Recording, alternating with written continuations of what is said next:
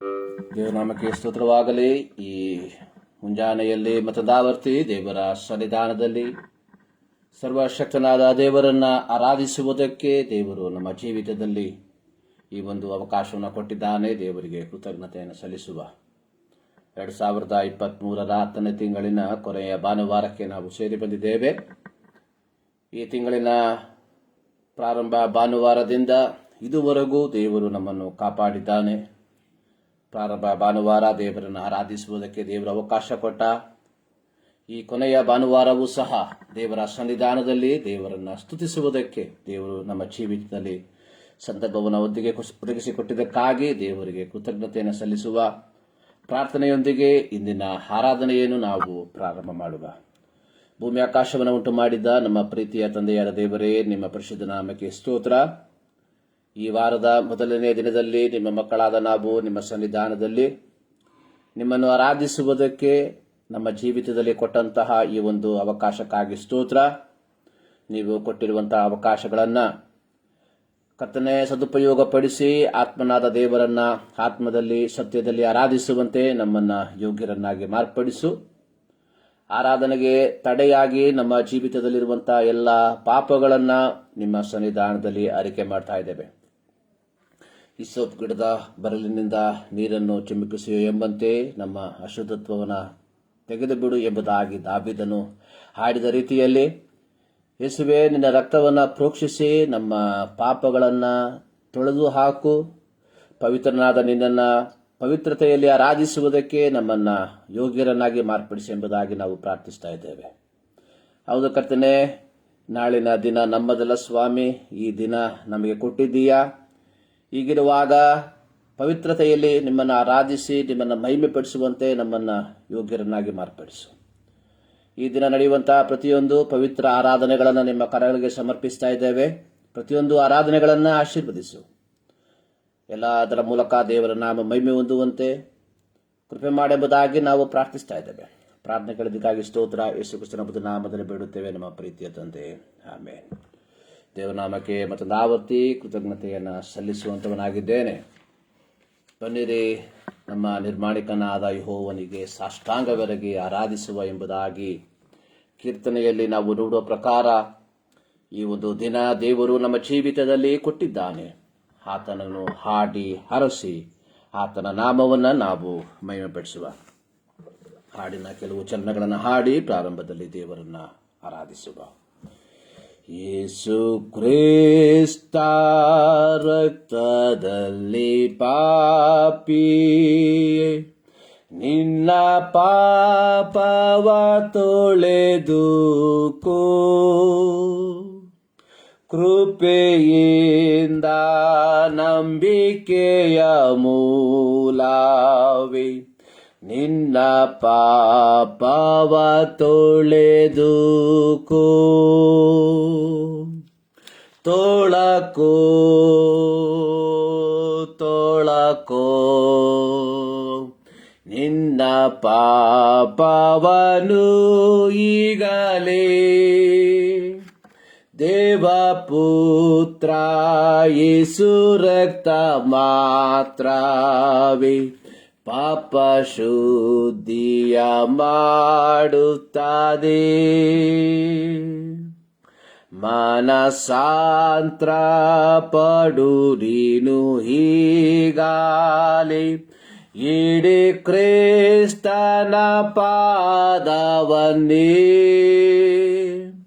ನಿನಗಾಗಿ ಶಿಲ್ಬೆಯಲ್ಲಿ ಆತಾನೆ ಘೋರ ಶಾಪವ ತಾಳಿದಾನೆ. ತೊಳಕೋ ತೊಳಕೋ ನಿನ್ನ ಪಾಪವನು ಈಗಲೇ. ದೇವಪುತ್ರ ಯೇಸು ರಕ್ತ ಮಾತ್ರವೇ ಪಾಪ ಶುದ್ಧಿಯ ಮಾಡುತ್ತದೆ. ಯೇಸು ಕೂಡ ನೀನು ಹೋಗುತ್ತಿದ್ದೀಯೋ ಶುದ್ಧ ರಕ್ತವ ಹಚ್ಚಿದ್ದೀಯೋ, ಯೇಸು ಪಾಕೆಯನ್ನು ಸೇರಿಕೊಂಡಿಯೋ, ಪಾಪ ಶುದ್ಧಿಯ ಹೊಂದಿರುವಿಯೋ. ತೊಳಕೋ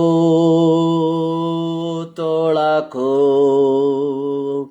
ನಿನ್ನ ಪಾಪವನ್ನು ಈಗಲೇ, ದೇವಪುತ್ರ ಯೇಸು ರಕ್ತ ಮಾತ್ರವೇ ಪಾಪ ಶುದ್ಧಿಯ ಮಾಡುತ್ತದೆ. ಮದಲಿಂಗ ಬರುತ್ತಾನೆ ಬೇಗನೆ, ನಿನ್ನ ವಸ್ತ್ರವು ಶುದ್ಧವಿದೆಯೋ, ಬೇಡರಾವ ಸಿದ್ಧ ಮಾಡಿ ಬರ್ವಾನು, ಆತ್ಮರಕ್ಷಣೆ ಹೊಂದಿರುವೆಯೋ. ತೊಳಕೋ ತೊಳಕೋ ನಿನ್ನ ಪಾಪವನ್ನು ಈಗಲೇ, ದೇವಪುತ್ರ ಯೇಸು ರಕ್ತ ಮಾತ್ರವೇ ಪಾಪ ಶುದ್ಧಿಯ ಮಾಡುತ್ತದೆ. ಪಾಪದಿಂದ ಹೊಲೆಯಾದ ಅಂಗಿಯ ಯೇಸು ರಕ್ತದಿ ಶುಚಿ ಮಾಡಿಕೋ, ಪಾಪ ಶಾಪ ರೋಗವೆಲ್ಲ ನೀಗಲು ಜೀವನದಿಯು ಹರಿಯುತ್ತದೆ. ತೊಳಕೋ ತೊಳಕೋ ನಿನ್ನ ಪಾಪವನ್ನು ಈಗಲೇ, ದೇವಪುತ್ರ ಯೇಸು ರಕ್ತ ಮಾತ್ರವೇ ಪಾಪ ಶುದ್ಧಿಯ ಮಾಡುತ್ತದೆ. Are you washed in the blood, in the soul cleansing blood of the Lamb? Are you garments spotless, are they white as snow? Are you washed in the blood of the Lamb? കുളിച്ചോ കുഞ്ഞാറ്റേ, ആത്മശുദ്ധി നൽകും രക്തത്തിൽ, ഹിമംബൂലിഷ്കളങ്കമോ നിന്നങ്കി, കുളിച്ചോ കുഞ്ഞാറ്റേ രക്തത്തിൽ. ತೊಳಕೋ ತೊಳಕೋ ನಿನ್ನ ಪಾಪವನ್ನು ಈಗಲೇ, ದೇವಪುತ್ರ ಯೇಸು ರಕ್ತ ಮಾತ್ರವೇ ನಿನ್ನ ಪಾಪ ಶುದ್ಧಿ ಮಾಡುತ್ತೆ. ತೊಳಕೋ ತೊಳಕೋ ನಿನ್ನ ಪಾಪವನ್ನು ಈಗಲೇ, ದೇವಪುತ್ರ ಯೇಸು ರಕ್ತ ಮಾತ್ರವೇ ಪಾಪ ಶುದ್ಧಿಯ ಮಾಡುತ್ತದೆ. ದೇವಪುತ್ರ ಯೇಸು ರಕ್ತ ಮಾತ್ರವೇ ಪಾಪ ಶುದ್ಧಿಯ ಮಾಡುತ್ತದೆ. ಹಲ್ಲೆಲೂಯ. ತೊಳಕೋ ತೊಳಕೋ ನಿನ್ನ ಪಾಪವನ್ನು ಈಗಲೇ, ದೇವಪುತ್ರ ಯೇಸು ರಕ್ತ ಮಾತ್ರವೇ ಪಾಪ ಶುದ್ಧಿಯ ಮಾಡುತ್ತದೆ. ಪ್ರೀತಿಯ ಅಪೊಸ್ತಲನಾದ ಯೋಹಾನನು ತಾನು ಬರೆದ ಮೊದಲನೇ ಪತ್ರಿಕೆ 7ನೇ ಅಧ್ಯಾಯದ ಕೊನೆಯ ವಾಕ್ಯ ಭಾಗದಲ್ಲಿ ಹೇಳುವಂಥದ್ದು, ಆತನ ಮಗನಾದ ಯೇಸುವಿನ ರಕ್ತವು ಸಕಲ ಪಾಪವನ್ನು ನಿವಾರಣೆ ಮಾಡಿ ನಮ್ಮನ್ನು ಶುದ್ಧಿ ಮಾಡುತ್ತದೆ. ಆತನ ಮಗನಾದ ಯೇಸುವಿನ ರಕ್ತವು ಸಕಲ ಪಾಪವನ್ನು ನಿವಾರಣೆ ಮಾಡಿ ನಮ್ಮನ್ನು ಶುದ್ಧಿ ಮಾಡುವಂಥದ್ದಾಗಿದೆ. ಅಪೊಸ್ತಲರ ಕೃತ್ಯದಲ್ಲಿ ನಾವು ನೋಡುವಂಥದ್ದು, ಬರಬೇಕಾದ ರಕ್ಷಣೆಯು ಇನ್ಯಾರಿಂದಲೂ ಸಿಕ್ಕುವುದಿಲ್ಲ, ಆ ಹೆಸರಿನಿಂದಲೇ ಹೊರತು ಆಕಾಶದ ಕೆಳಗೆ ಮನುಷ್ಯರೊಳಗೆ ಕೊಡಲ್ಪಟ್ಟಿರುವ ಬೇರೆ ಯಾವ ಹೆಸರಿನಿಂದಲೂ ನಮಗೆ ರಕ್ಷಣೆಯಾಗುವುದಿಲ್ಲ. ಪ್ರಿಯರೇ, ಯೇಸು ಕ್ರಿಸ್ತನ ರಕ್ತದ ಮೂಲಕ ಪಾಪ ಕ್ಷಮಾಪಣೆಯನ್ನು ಪಡೆದುಕೊಂಡು ದೇವರ ಮಕ್ಕಳೆಂಬ ಪದವಿಯನ್ನು ಪಡಕೊಂಡಿರುವ ನಾವುಗಳು ಈ ಲೋಕದಲ್ಲಿ ಧನ್ಯರೇ ಸರಿಯಾಗಿದ್ದೇವೆ. ಯೇಸುಸ್ವಾಮಿ ತನ್ನ ಸೇವೆಯನ್ನು ಮುಗಿಸಿ ತನ್ನ ಐಹಿಕ ಸೇವೆಯ ಸಂದರ್ಭದಲ್ಲಿ ತನ್ನೊಂದಿಗಿದ್ದ ಶಿಷ್ಯರಿಗೆ ಹೇಳಿದಂತಹ ಒಂದು ಮಾತು, ನಿಮ್ಮ ಹೃದಯವು ಕಳವಳಗೊಳ್ಳದಿರಲಿ, ದೇವರನ್ನ ನಂಬಿರಿ, ನನ್ನನ್ನು ನಂಬಿರಿ. ನಾನು ನಿಮಗೆ ಸ್ಥಳವನ್ನ ಸಿದ್ಧ ಮಾಡುವುದಕ್ಕೆ ಹೋಗುತ್ತಿದ್ದೇನೆ. ನಾನು ಸ್ಥಳವನ್ನು ಸಿದ್ಧ ಮಾಡಿದ ಮೇಲೆ ನಾನು ಬಂದು ನನ್ನ ಬಳಿಗೆ ಸೇರಿಸಿಕೊಳ್ಳುವೆನು. ಯಾಕೆಂದರೆ ನಾನಿರುವ ಸ್ಥಳದಲ್ಲಿ ನೀವು ಸಹ ಇರಬೇಕು. 2000 ವರ್ಷಗಳ ಹಿಂದೆ ಮಾನವ ಕುಲದ ಪಾಪಗಳ ಪರಿಹಾರಕ್ಕೋಸ್ಕರವಾಗಿ ದೇವಕುಮಾರನಾದ ಯೇಸು ಕ್ರಿಸ್ತನು ಮಾನವ ರೂಪವನ್ನು ತಾಳಿ ಈ ಲೋಕದಲ್ಲಿ ಜನಿಸಿ ಬಂದು ಇಡೀ ಮಾನವ ಕುಲದ ಪಾಪಗಳ ಪರಿಹಾರಕ್ಕೋಸ್ಕರವಾಗಿ ತನ್ನನ್ನೇ ದೇವರಿಗೆ ಯಜ್ಞಾರ್ಪಿತನಾಗಿ ಅರ್ಪಿಸಿಕೊಂಡದರ ಫಲವಾಗಿ ಈ ಯೇಸು ಕ್ರಿಸ್ತನ ಮೇಲೆ ನಂಬಿಕೆ ಇಟ್ಟಂತಹ ನಾವುಗಳು ಯೇಸು ಕ್ರಿಸ್ತನ ರಕ್ತದ ಮೂಲಕ ಪಾಪ ಕ್ಷಮಾಪಣೆಯನ್ನ ಪಡೆದುಕೊಂಡಿರುವಂತಹ ನಾವುಗಳು, ರೋಮ ಪತ್ರಿಕೆಯಲ್ಲಿ ನಾವು 1ನೇ ಅಧ್ಯಾಯ 17ನೇ ವಾಕ್ಯದಲ್ಲಿ ಪೌಲನು ಹೇಳಿರುವ ನೀತಿಯಲ್ಲಿ ನಂಬಿಕೆಯ ಮೂಲಕವೇ ನಾವು ರಕ್ಷಣೆಯನ್ನ ಹೊಂದಿದ್ದೇವೆ. ನೀತಿವಂತನು ನಂಬಿಕೆಯಿಂದಲೇ ಬದುಕ್ತಾನೆ. ನಾವು ನಂಬಿಕೆಯ ಮೂಲಕ ರಕ್ಷಣೆ ಹೊಂದಿರಲಾಗಿ ಈ ಮುಂಜಾನೆಯಲ್ಲಿ ದೇವರ ಸನ್ನಿಧಾನದಲ್ಲಿ ಆತನನ್ನ ಆರಾಧಿಸುವುದಕ್ಕೆ ನಾವು ಸೇರಿ ಬಂದಿದ್ದೇವೆ. ಪ್ರಿಯರೇ, ಯೇಸು ಕ್ರಿಸ್ತನ ಮೂಲಕ ಪಾಪ ಕ್ಷಮಾಪಣೆಯನ್ನ ಪಡೆದುಕೊಂಡಿರುವ ನಾವುಗಳು ನಮ್ಮ ದೈನಂದಿನ ಜೀವಿತದಲ್ಲಿ ಆ ದೈವಿಕವಾದ ಪವಿತ್ರತೆಯಲ್ಲಿ ಜೀವಿಸುತ್ತಿದ್ದೇವ ಎಂಬುವಂಥದ್ದನ್ನ ಒಮ್ಮೆ ಪರೀಕ್ಷಿಸಿಕೊಳ್ಳಬೇಕಾಗಿರುವಂಥದ್ದು ಬಹಳ ಪ್ರಾಮುಖ್ಯ. ಯೇಸು ಕ್ರಿಸ್ತನ ಮೂಲಕ ನಾವು ರಕ್ಷಣೆಯನ್ನು ಪಡೆದುಕೊಂಡಿದ್ದೇವೆ. ಯೇಸು ಕ್ರಿಸ್ತನ ಮೂಲಕ ಪಾಪ ಕ್ಷಮಾಪಣೆಯನ್ನು ಪಡೆದುಕೊಂಡಿದ್ದೇವೆ. ಎಲ್ಲವೂ ಸರಿಯಾದದ್ದೇ. ಆದರೆ ಯೇಸು ಕ್ರಿಸ್ತನು ಉದ್ದೇಶಿಸಿರುವಂತಹ, ಯೇಸು ಕ್ರಿಸ್ತನು ನಮಗೆ ಮಾದರಿ ತೋರಿಸಿರುವಂತಹ ಒಂದು ಕ್ರೈಸ್ತ ಜೀವಿತವನ್ನು ನಾವು ಜೀವಿಸುತ್ತಿದ್ದೇವ ಎಂಬ ಒಂದು ಪ್ರಶ್ನೆ ನಮಗೆ ನಾವು ಕೇಳಿಕೊಳ್ಳಬೇಕಾಗಿರುವಂಥದ್ದು ಬಹಳ ಪ್ರಾಮುಖ್ಯ. ಇಲ್ಲಿ ಹಾಡುಗಾರನು ಹೇಳುವಂಥದ್ದು, ಪಾಪದಿಂದ ಒಲೆಯಾದ ಅಂಗಿಯ ಯೇಸು ರಕ್ತದಿ ಶುಚಿ ಮಾಡಿಕೋ, ಪಾಪ ಶಾಪ ರೋಗವಲ್ಲ ನೀಗಲು ಈ ಜೀವ ನದಿಯು ಹರಿಯುತ್ತದೆ. ಮಾನಸಾಂತರ ಪಡು ನೀನು ಈಗಲೇ, ಇಡೀ ಕ್ರಿಸ್ತನ ಪಾದವನ್ನೇ, ನಿನಗಾಗಿ ಶಿಲುಬೆಯಲ್ಲಿ ಆತನೇ ಘೋರ ಶಾಪವನ್ನು ತಾಳಿದನೆ. ಈ ಜಾಡೆಯಲ್ಲಿ ದೇವರ ಸನ್ನಿಧಾನದಲ್ಲಿ ಪ್ರಿಯರೇ, ದೇವರನ್ನ ಆರಾಧಿಸುವುದಕ್ಕೆ ನಾವು ಸೇರಿ ಬಂದಿರುವಂಥದ್ದು 2000 ವರ್ಷಗಳ ಹಿಂದೆ ಯೋಹಾನ 3:16 ಪ್ರಕಾರವಾಗಿ ದೇವರು ಲೋಕದ ಮೇಲೆ ಎಷ್ಟೋ ಪ್ರೀತಿಯನ್ನಿಟ್ಟು ತನ್ನ ಒಬ್ಬನೇ ಮಗನನ್ನ ಕಳುಹಿಸಿಕೊಟ್ಟನು. ಹೀಗಿರುವುದರಿಂದ ದೇವರ ಮಕ್ಕಳೆಂಬ ಪದವಿಯನ್ನು ಪಡೆದುಕೊಂಡಿರುವಂತಹ ನಾವುಗಳು ಈ ಮುಂಜಾನೆಯಲ್ಲಿ ಆತನನ್ನ ಆರಾಧಿಸುವುದಕ್ಕೆ ನಾವು ಸೇರಿ ಬಂದಿದ್ದೇವೆ. ರೋಮಪತ್ರಿಕೆ 10ನೇ ಅಧ್ಯಾಯದಲ್ಲಿ ನಾವು ನೋಡುತ್ತೇವೆ, ಯೇಸುವನ್ನೇ ಕರ್ತನೆಂದು ಬಾಯಿಂದ ಅರಿಕೆ ಮಾಡಿಕೊಂಡು ಆತನನ್ನು ಸತ್ತರೊಳಗಿಂದ ಎಬ್ಬಿಸಿದೆಂದು ಹೃದಯದಲ್ಲಿ ನಂಬಿದರೆ ನಿಮಗೆ ರಕ್ಷಣೆಯಾಗುವುದು. ಈ ರಕ್ಷಣೆಯನ್ನ ಪಡೆದುಕೊಂಡಿರುವಂತಹ ನಾವುಗಳು, ಯೇಸುವನ್ನೇ ಕರ್ತನೆಂದು ಅರಿಕೆ ಮಾಡಿರುವಂತಹ ನಾವುಗಳು, ಯೇಸುವನ್ನೇ ರಕ್ಷಕನೆಂದು ಅರಿಕೆ ಮಾಡಿರುವಂತಹ ನಾವುಗಳು ನಮ್ಮ ದೈನಂದಿನ ಜೀವಿತದಲ್ಲಿ ಕ್ರಿಸ್ತನು ಮೆಚ್ಚುವಂತಹ ಜೀವಿತವನ್ನು ನಾವು ಜೀವಿಸುತ್ತಿದ್ದೇವಾ ಎಂಬ ಪ್ರಶ್ನೆಯನ್ನ ನಮಗೆ ನಾವೇ ಕೇಳಿಕೊಳ್ಳಬೇಕಾಗಿರುವಂಥದ್ದು ಬಹಳ ಪ್ರಾಮುಖ್ಯವಾಗಿದೆ.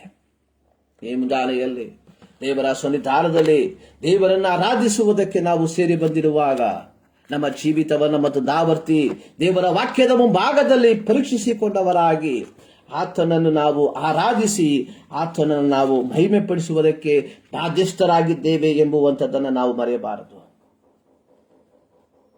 ಕೀರ್ತನೆ 46ರಲ್ಲಿ ಒಂದು ವಾಕ್ಯ ಇದೆ, ದೇವರು ನಮಗೆ ಆಶ್ರಯ ದುರ್ಗವಾಗಿದ್ದಾನೆ, ಆತನು ಇಕ್ಕಟ್ಟಿನಲ್ಲಿ ವಿಶೇಷ ಸಹಾಯಕನು ಎಂಬುದಾಗಿ. ಹೌದು ಪ್ರಿಯರೇ, ನಮ್ಮ ಜೀವಿತದ ಪ್ರತಿಯೊಂದು ಸನ್ನಿವೇಶಗಳಲ್ಲಿ ನಮಗೆ ವಿಶೇಷ ಸಹಾಯಕನಾಗಿ ನಮ್ಮ ಕರ್ತನಾದ ಯೇಸು ಸ್ವಾಮಿ ನಮ್ಮ ಸಂಗಡ ಇರುವುದರಿಂದ ನಾವು ಭಯಪಡದೆ ದೇವರನ್ನ ಆರಾಧಿಸಿ ದೇವರನ್ನ ಸ್ತುತಿಸಿ ದೇವರ ನಾಮದ ಮಹಿಮೆಗೋಸ್ಕರವಾಗಿ ನಮ್ಮ ಜೀವಿತವನ್ನ ಮಾರ್ಪಡಿಸುವಂಥದ್ದಾದರೆ ನಿಜವಾಗಲೂ ಹೇಳ್ತೇನೆ, ನಮ್ಮಷ್ಟು ಭಾಗ್ಯವಂತರು ಲೋಕದಲ್ಲಿ ಬೇರೆ ಯಾರೂ ಇಲ್ಲ. ಅನೇಕರಿಗೆ ಲಭಿಸದೇ ಇರುವಂತಹ ಭಾಗ್ಯವನ್ನ, ಅನೇಕರು ಕಂಡುಕೊಳ್ಳದೇ ಇರುವಂತಹ ಸತ್ಯವನ್ನ ದೇವರ ಮಹಾಕೃಪೆಯಿಂದ ನಾವು ಕಂಡುಕೊಂಡಿದ್ದೇವೆ. ಯೋಹಾನನ ಸುವಾರ್ತೆಯಲ್ಲಿ ಯೇಸು ಸ್ವಾಮಿ ಹೇಳಿರುವ ರೀತಿಯಲ್ಲಿ, ನೀವು ನನ್ನನ್ನು ಆರಿಸಿಕೊಂಡಿಲ್ಲ, ನಾನು ನಿಮ್ಮನ್ನ ಆರಿಸಿಕೊಂಡಿದ್ದೇನೆ. ನಾವು ದೇವರನ್ನ ಕಂಡುಕೊಂಡದ್ದಲ್ಲ, ದೇವರು ನಮ್ಮನ್ನ ಕಂಡುಕೊಂಡಿರುವಂತದ್ದಾಗಿದೆ. ದೇವರ ವಾಕ್ಯದಲ್ಲಿ ಯೋಹಾನನ ಸುವಾರ್ತೆಯಲ್ಲಿ ಯೇಸು ಸ್ವಾಮಿ ಹೇಳಿರುವಂಥದ್ದು, ತಂದೆಯ ಆಕರ್ಷಣೆ ಇಲ್ಲದೆ ಯಾರು ಪುತ್ರನ ಬಳಿಗೆ ಬರೋದಿಲ್ಲ. ಯೆರೆಮೀಯನ ಪ್ರವಾದನ ಗ್ರಂಥದಲ್ಲಿ ನಾವು ನೋಡುತ್ತೇವೆ, ತಾಯಿಯ ಗರ್ಭದಲ್ಲಿ ನಿನ್ನನ್ನು ಉಂಟು ಮಾಡುವುದಕ್ಕಿಂತ ಮುಂಚಿತವಾಗಿ ನಾನು ನಿನ್ನನ್ನು ಕಂಡಿದ್ದೇನೆ ಎಂಬುದಾಗಿ. ಪೌಲನು ಹೇಳುವಂಥದ್ದು, ಜಗದೋತ್ಪತ್ತಿಗೆ ಮುಂಚಿತವಾಗಿ ಆತನು ನನ್ನನ್ನು ಕ್ರಿಸ್ತನಲ್ಲಿ ನಿಷ್ಕರ್ಷೆ ಮಾಡಿಕೊಂಡನು ಎಂಬುದಾಗಿ.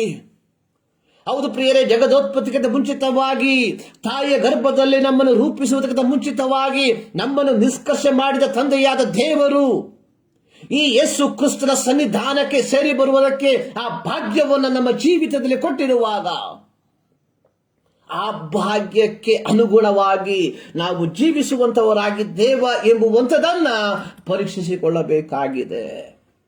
ನಾವು ದೇವರನ್ನ ಕರೆಯುವಂಥದ್ದು, ದೇವರನ್ನ ಆರಾಧಿಸುವಂಥದ್ದು ಈ ಲೌಕಿಕವಾದ ಮೇಲುಗಳನ್ನ ಅನುಭವಿಸುವುದಕ್ಕೋಸ್ಕರವಾಗಿ ಆಗಿರಬಾರದು. ಈ ಲೌಕಿಕವಾದ ಮೇಲುಗಳ ಮೇಲೆ ನಮ್ಮ ದೃಷ್ಟಿಯನ್ನ ಇಟ್ಟು ಆಗಿರಬಾರದು. ಇಬ್ರಿಯ ಪತ್ರಿಕೆಯಲ್ಲಿ ನಾವು ನೋಡುತ್ತೇವೆ, ನಂಬಿಕೆಯನ್ನ ಹುಟ್ಟಿಸುವವನು ಪೂರೈಸುವನಾದ ಯೇಸುವಿನ ಮೇಲೆ ದೃಷ್ಟಿ ಇಟ್ಟು ನಿಮಗೆ ನೇಮಕವಾದ ಓಟವನ್ನು ಸ್ಥಿರ ಚಿತ್ತದಿಂದ ಓಡಿರಿ ಎಂಬುದಾಗಿ. ದೇವರು ನಮ್ಮ ಜೀವಿತದಲ್ಲಿ ಒಂದು ಓಟವನ್ನು ಕೊಟ್ಟಿರುವಾಗ, ಒಂದು ಗುರಿಯನ್ನ ಕೊಟ್ಟಿರುವಾಗ, ಯೋಹಾನನ ಸುವಾರ್ತೆ 4ನೇ ಅಧ್ಯಾಯದಲ್ಲಿ ನೋಡುತ್ತೇವೆ, ನಾನಿರುವಲ್ಲಿಯೇ ನೀವಿರಬೇಕು. ಆ ಒಂದು ಗುರಿಯನ್ನ ದೇವರು ನಮಗೆ ಕೊಟ್ಟಿರುವಾಗ ಯೇಸು ಕ್ರಿಸ್ತನ ಮೇಲೆ ಮಾತ್ರ ದೃಷ್ಟಿ ಇಟ್ಟು, ಯೇಸು ಸ್ವಾಮಿ ನೀರಿನ ಮೇಲೆ ನಡೆದು ಬಂದಂತಹ ಸಂದರ್ಭದಲ್ಲಿ ಇದನ್ನು ಕಂಡಂತಹ ಪೇತ್ರ ಹೇಳ್ದ, ಸ್ವಾಮಿ ನೀನೇ ಆದರೆ ನನಗೂ ನಿನ್ನ ಬಳಿಗೆ ಬರುವುದಕ್ಕೆ ಅನುಮತಿ ಕೊಡು ಎಂಬುದಾಗಿ. ದೇವರ ಅನುಮತಿಯನ್ನ, ಯೇಸು ಕ್ರಿಸ್ತನ ಅನುಮತಿಯನ್ನ ಪಡೆದುಕೊಂಡಂತ ಪೇತ್ರ ಆ ದೋಣಿಯಿಂದ ಹಿಡಿದು ನೀರಿನ ಮೇಲೆ ನಡೆಯುವುದಕ್ಕೆ ಪ್ರಾರಂಭಿಸಿದ. ಆದರೆ ಯಾವಾಗ ಅವನ ದೃಷ್ಟಿ ಆ ಬಿರುಗಾಳಿಯ ಮೇಲೆ, ಆ ತಲೆಗಳ ಮೇಲೆ ಹೋಯ್ತು, ಆತನು ಮುಳುಗುವುದಕ್ಕೆ ಪ್ರಾರಂಭಿಸಿದ. ನಮ್ಮ ಕ್ರೈಸ್ತ ಜೀವಿತದಲ್ಲಿ ಪ್ರಿಯರೇ, ನಾವು ಮುಳುಗಿ ಹೋಗುವುದಕ್ಕೆ ಕಾರಣ ನಮ್ಮ ದೃಷ್ಟಿ ಐಹಿಕವಾದ ಕಾರ್ಯಗಳ ಮೇಲೆ ಇಟ್ಟಿದ್ದರ ಫಲವಾಗಿ. ದೇವರ ವಾಕ್ಯ ಹೇಳ್ತಾ ಇದೆ, ನಂಬಿಕೆಯನ್ನು ಹುಟ್ಟಿಸುವವನು ಪೂರೈಸುವವನು ಆದ ಯೇಸುವಿನ ಮೇಲೆ ಮಾತ್ರ ದೃಷ್ಟಿ ಇಟ್ಟು ನಿಮಗೆ ನೇಮಕವಾದ ಓಟವನ್ನ ಸ್ಥಿರ ಚಿತ್ತದಿಂದ ಓಡ್ರಿ. ಪ್ರತಿಯೊಬ್ಬರಿಗೂ ದೇವರು ಒಂದೊಂದು ಓಟವನ್ನ ಇಟ್ಟಿದ್ದಾನೆ. ದೇವರು ನನಗೆ ಕೊಟ್ಟಿರುವಂತಹ ಕರೆಯುವಿಕೆ ಎಲ್ಲ ಬೇರೊಬ್ಬರಿಗೆ ಕೊಟ್ಟಿರುವಂತದ್ದು. ದೇವರು ನನಗೆ ಕೊಟ್ಟಿರುವಂತಹ ಕರೆಯುವಿಕೆಗೆ ಅನುಗುಣವಾಗಿ ನಾನು ಓಡುವಂತವನಾಗಿರಬೇಕೇ ಹೊರತು ಬೇರೊಬ್ಬರಿಗೆ ಕೊಟ್ಟಂತಹ ಕರೆಯುವಿಕೆಗೆ ಅನುಗುಣವಾಗಿ ನಾನು ಓಡುವಂತವನಾಗಿರಬಾರದು. ಈ ರೀತಿ ಓಡುವುದಾದರೆ ನಮ್ಮ ಜೀವಿತ ಅಲ್ಲೋಲ ಕಲ್ಲೋಲವಾಗುವಂತದ್ರಲ್ಲಿ ಯಾವ ಸಂಶಯವೂ ಇಲ್ಲ. So we should have a confidence that ದೇವರು ನನ್ನನ್ನು ಕರೆದಿರುವಂತಹ ಉದ್ದೇಶ ಅಥವಾ ದೇವರು ನನಗೆ ಒಪ್ಪಿಸಿರುವಂತಹ ಸೇವೆ ಏನೆಂಬ ಒಂದು ಪೂರ್ಣವಾದ ದೃಢತೆ ನಮ್ಮಲ್ಲಿ ಇರುವಂತದ್ದಾಗಿರಬೇಕು ಪ್ರಿಯರೇ. ಆ ದೃಢತೆಯಲ್ಲಿ ನಾವು ಮುಂದಕ್ಕೆ ಹೋಗುವುದಾದರೆ ನಿಶ್ಚಯವಾಗಿ ಹೇಳ್ತಾನೆ, ನಮ್ಮ ಜೀವಿತ ಆನಂದಕರವಾಗಿ ಮಾರ್ಪಡುವಂತದ್ರಲ್ಲಿ ಯಾವ ಪ್ರಯೋಜನವೂ ಇಲ್ಲ. ಪ್ರಿಯರೇ,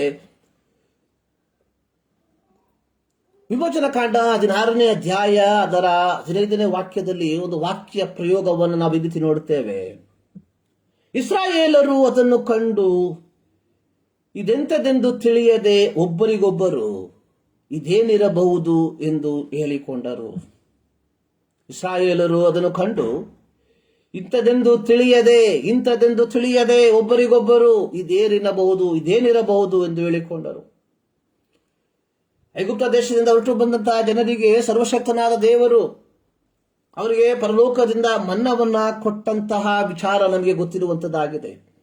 ಪ್ರಪ್ರಥಮ ಬಾರಿಗೆ ಮನ್ನವನ್ನ ಕಂಡಂತವರು ಮುಂಜಾನೆಯಲ್ಲಿ ಅವರ ಗುಡಾರದ ಮುಂಭಾಗದಲ್ಲಿ ಒಳೆಯುವಂತಹ ರವೆಯ ಆಕಾರದ ವಸ್ತುವನ್ನ ಕಂಡಂತವರು ಇದುವರೆಗೂ ಕಾಣದೇ ಇದ್ದಂತಹ ಒಂದು ವಸ್ತುವನ್ನು ಕಂಡಾಗ ಪರಸ್ಪರ ಕೇಳುವಂತಹ ಪ್ರಶ್ನೆ, ಇದೇನು, ವಾಟ್ ಇಸ್ ದಿಸ್, ಇದೇನಿರಬಹುದು? ತದನಂತರವಾಗಿ ಮೋಶೆ ಅದನ್ನ ಅವರಿಗೆ ವಿವರಿಸುವಂಥದ್ದನ್ನ ವಿಮೋಚನಾ ಕಾಂಡ 16ನೇ ಅಧ್ಯಾಯ ಅದರ 16ನೇ ಅಧ್ಯಾಯದನ್ನ ನಾವು ಕಲಿಯುವಂತಹ ಸಂದರ್ಭದಲ್ಲಿ ಅದನ್ನ ಕಾಣುವುದಕ್ಕೆ ಸಾಧ್ಯವಾಗ್ತದೆ. 1517 ಅಕ್ಟೋಬರ್ 31ನೇ ತಾರೀಕಿನಂದು ಜರ್ಮನಿ ದೇಶದಲ್ಲಿ ಮಾರ್ಟಿನ್ ಲೂಥರ್ ಅವರ ಮೂಲಕ ನಡೆದಂತಹ ಒಂದು ಧಾರ್ಮಿಕ ಸುಧಾರಣೆ ಯಾವ ಚರಿತ್ರೆಯಿಂದಲೂ ನಿರಾಕರಿಸುವುದಕ್ಕೆ ಸಾಧ್ಯವಿಲ್ಲದಂಥದ್ದಾಗಿದೆ. ಸೊ ನಮ್ಮೆಲ್ಲರಿಗೂ ಗೊತ್ತು, the Protestant movement, the reformation day. So ಈ ಭಾನುವಾರವನ್ನ ಕ್ರೈಸ್ತ ಸಮುದಾಯ ರಿಫಾರ್ಮೇಷನ್ ಸಂಡೆಯಾಗಿ ಆಚರಿಸುವಂಥದ್ದನ್ನು ನಾವು ನೋಡ್ತಾ ಇದ್ದೇವೆ. ಅನೇಕ ಸಭೆಗಳು, ಪ್ರತ್ಯೇಕವಾಗಿ ಮೇನ್ಲೈನ್ ಸಭೆಗಳು ಈ ಒಂದು ದಿನವನ್ನ, ಈ ಒಂದು ಭಾನುವಾರವನ್ನ ಸುಧಾರಣಾ ಭಾನುವಾರವಾಗಿ ಆಚರಿಸ್ತಾ ಇದ್ದಾರೆ. ಆದರೆ ಪ್ರಥಮ ಬಾರಿಗೆ ಮನ್ನವನ್ನ ನೋಡಿದಂತಹ ಇಸ್ರಾಯೇಲರು ವಾಟ್ ಈಸ್ ದಿಸ್, ಇದೇನು ಎಂಬುದಾಗಿ ಕೇಳಿದ ಪ್ರಶ್ನೆಯಂತೆ ಈ 21ನೇ ಶತಮಾನದಲ್ಲಿ ಜೀವಿಸುತ್ತಿರುವ ಅನೇಕ ಕ್ರೈಸ್ತರಿಗೆ ಇದರ ಕುರಿತಾಗಿ ಸರಿಯಾದ ಮಾಹಿತಿ ಇಲ್ಲದೆ ಇರುವಂತದ್ದು ನಿಜವಾಗಲೂ ಖೇದಕರವಾಗಿರುವಂತಹ ಸಂಗತಿಯಾಗಿದೆ. ಅಂದು ಮಾರ್ಟಿನ್ ಲೂಥರ್ ಅವರು ಸಭೆಯಲ್ಲಿ ದೇವರ ಹೆಸರನ್ನ ಹೇಳಿಕೊಂಡು ಧಾರ್ಮಿಕ ನಾಯಕರುಗಳು ನಡೆಸುತ್ತಿದ್ದಂತಹ ದಬ್ಬಾಳಿಕೆಗೆ ವಿರೋಧವಾಗಿ ಅದನ್ನು ಬಹಿರಂಗಪಡಿಸುವ ಸಲುವಾಗಿ 75 ಪ್ರಬಂಧಗಳನ್ನು ಬರೆದು ಅದನ್ನು ಎಲ್ಲರೂ ಓದುವ ರೀತಿಯಲ್ಲಿ ಅದನ್ನು ಗೋಡೆಗೆ ಅಂಟಿಸುವುದರ ಮೂಲಕ ಪ್ರತಿಭಟನೆಯನ್ನ ಪ್ರಾರಂಭಿಸಿದರು. ಈ ಪ್ರತಿಭಟನೆ ನಂತರದ ದಿನದಲ್ಲಿ ಪ್ರೊಟೆಸ್ಟೆಂಟ್ ಮೂವ್ಮೆಂಟ್ ಎಂಬುದಾಗಿ ನಾಮಕರಣಗೊಂಡಿತ್ತು. ಪ್ರಿಯರೇ, ಇದರ ನಿಜವಾದ ಅರ್ಥ ಏನೆಂಬುವಂಥದ್ದನ್ನು ನಾವು ಗ್ರಹಿಸಿಕೊಳ್ಳಬೇಕಾಗಿರುವಂಥದ್ದು ಬಹಳ ಪ್ರಾಮುಖ್ಯವಾಗಿದೆ. 1483 ನವೆಂಬರ್ 10ನೇ ತಾರೀಕಿನಂದು ಮಾರ್ಟಿನ್ ಲೂಥರ್ ಅವರ ಜನನ. ಅವರ ತಂದೆಗೆ ಮಾರ್ಟಿನ್ ಲೂಥರ್ ಅವರು ಒಬ್ಬ ವಕೀಲರಾಗಬೇಕೆಂಬ ಆಸೆ. 1501ರಲ್ಲಿ ಮಾರ್ಟಿನ್ ಲೂಥರ್ ಅವರು ಕಾನೂನು ವ್ಯಾಸಂಗಕ್ಕೋಸ್ಕರವಾಗಿ ಸೇರಿಕೊಂಡರು. 1505ರಲ್ಲಿ ಒಮ್ಮೆ ಮಾರ್ಟಿನ್ ಲೂಥರ್ ಅವರು ಒಂದು ಗುಡುಗು ಸಹಿತ ಬಿರುಗಾಳಿಗೆ ಸಿಕ್ಕಿ ಹಾಕಿಕೊಂಡು ಗುಡುಗಿನ ರಭಸಕ್ಕೆ ಅವರು ಕೆಳಗೆ ಬಿದ್ದು ಬಿಟ್ಟರು. ಎಲ್ಲರೂ ನಂಬುವಂತೆ ಮಾರ್ಟಿನ್ ಲೂಥರ್ ಸಹ ನಂಬಿದಂಥದ್ದು ದೇವರು ನಮ್ಮ ಸಹಾಯಕ್ಕೆ ಬರುತ್ತಾನೆ ಎಂಬುದಾಗಿ. ಅಲ್ಲಿ ಕೆಳಗೆ ಬಿದ್ದುಕೊಂಡಿದ್ದಂತಹ ಮಾರ್ಟಿನ್ ಲೂಥರ್ ಅವರು ತಮ್ಮ ಧಾರ್ಮಿಕ ಆಚರಣೆಗೆ ಅನುಗುಣವಾಗಿ ಸಂತ ಆನ್ ನನ್ನನ್ನು ಸಹಾಯ ಮಾಡು ಎಂಬುದಾಗಿ ಕೂಗಿಕೊಂಡರು. ನಾನು ಸನ್ಯಾಸಿಯಾಗ್ತೇನೆ ಎಂಬುದಾಗಿ. ಅದರ ಫಲವಾಗಿ ದೇವರು ಅವರನ್ನು ಕಾಪಾಡದ. ಅದೇ ವರ್ಷ ಅವರು ಕಾನೂನು ವ್ಯಾಸಂಗವನ್ನು ಮೊಟಕುಗೊಳಿಸಿ ಧಾರ್ಮಿಕ ವಿದ್ಯಾಭ್ಯಾಸಕ್ಕಾಗಿ ಒಂದು ಮಠವನ್ನು ಸೇರಿಕೊಂಡರು. 1507ರಲ್ಲಿ ಅವರನ್ನು ಪಾದ್ರಿಯಾಗಿ ನೇಮಿಸಲಾಗಿತ್ತು. ಸನ್ಯಾಸಿಯಾಗಿದ್ದ ಮಾರ್ಟಿನ್ ಲೂಥರ್ ಅವರು ದೈವ ಭಕ್ತಿಯ ನಿಜವಾದ ಅರ್ಥವನ್ನ ಕಂಡುಕೊಳ್ಳಲು ಪ್ರಯಾಸ ಪಟ್ಟರು. ಅವರು ಪಾದ್ರಿಯಾಗಿದ್ದಾಗ್ಯೂ ಅವರು ಇತರೆ ವಿದ್ಯಾರ್ಥಿಗಳಿಗೆ ದೈವಿಕ ಶಾಸ್ತ್ರವನ್ನ ಕಲಿಸುವಂತಹ ವ್ಯಕ್ತಿಯಾಗಿದ್ದರೂ ನಿಜವಾದ ದೈವಿಕ ಭಕ್ತಿಯ ಅರ್ಥವನ್ನ ಕಂಡುಕೊಳ್ಳಲಾಗದೆ ಪ್ರಯಾಸ ಪಡುತ್ತಿದ್ದರು. ಅಂದಿನ ಸಭೆ ರಕ್ಷಣೆ ಹೊಂದಿಕೊಳ್ಳುವುದಕ್ಕೆ ಧಾರ್ಮಿಕ ಆಚರಣೆಗಳು ಮತ್ತು ಒಳ್ಳೆಯ ಕೆಲಸಗಳನ್ನು ಮಾಡಿದರೆ ಸಾಕು ಎಂಬುದಾಗಿ ಕಲಿಸುವಂತದಾಗಿತ್ತು.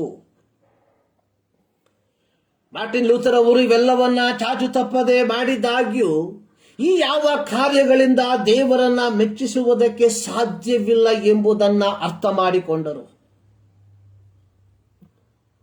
ಮಾರ್ಟಿನ್ ಲೂಥರ್ ಅವರು ದೇವರ ವಾಕ್ಯವನ್ನ ಓದುವುದಕ್ಕೆ ಪ್ರಾರಂಭಿಸಿದಾಗ ರೋಮ ಪತ್ರಿಕೆ 1ನೇ ಅಧ್ಯಾಯ 17ನೇ ವಾಕ್ಯ, ನೀತಿವಂತನು ನಂಬಿಕೆಯಿಂದಲೇ ಬದುಕುವನು ಎಂಬ ವಾಕ್ಯ ಅದುವರೆಗೂ ಮಾರ್ಟಿನ್ ಲೂಥರ್ ಅವರ ಜೀವಿತದಲ್ಲಿ ಇದ್ದಂತಹ ಅನೇಕ ಪ್ರಶ್ನೆಗಳಿಗೆ ಉತ್ತರವನ್ನ ಕೊಟ್ಟಂತಾಯಿತು. ಪೌಲನ ಮಾತುಗಳನ್ನು ಮಾರ್ಟಿನ್ ಲೂಥರ್ ಅವರು ಸ್ಪಷ್ಟವಾಗಿ ಅರ್ಥ ಮಾಡಿಕೊಂಡರು. ರಕ್ಷಣೆ ಯೇಸು ಕ್ರಿಸ್ತನಿಂದ ಮಾತ್ರ ಸಾಧ್ಯ, ಪಾಪ ಕ್ಷಮಾಪಣೆ ದೇವರಿಂದ ಮಾತ್ರ ದೊರಕುವಂಥದ್ದು. ಇದರಲ್ಲಿ ಸಭೆಗೆ ಯಾವ ಪಾತ್ರವಿಲ್ಲ. ಯಾವ ವ್ಯಕ್ತಿಯೂ ಸಹ ಸ್ವಯಂ ಆಗಿ ತನ್ನನ್ನು ರಕ್ಷಣೆ ಮಾಡಿಕೊಳ್ಳಲು ಸಾಧ್ಯವಿಲ್ಲ. ದೇವರನ್ನ ಅಂಗೀಕರಿಸಿಕೊಳ್ಳುವಂಥದ್ದು ಮಾತ್ರ ರಕ್ಷಣೆಗೆ ಹಾದಿ ಎಂಬುವಂಥದ್ದನ್ನ ಅವರು ಅರ್ಥ ಮಾಡಿಕೊಂಡರು.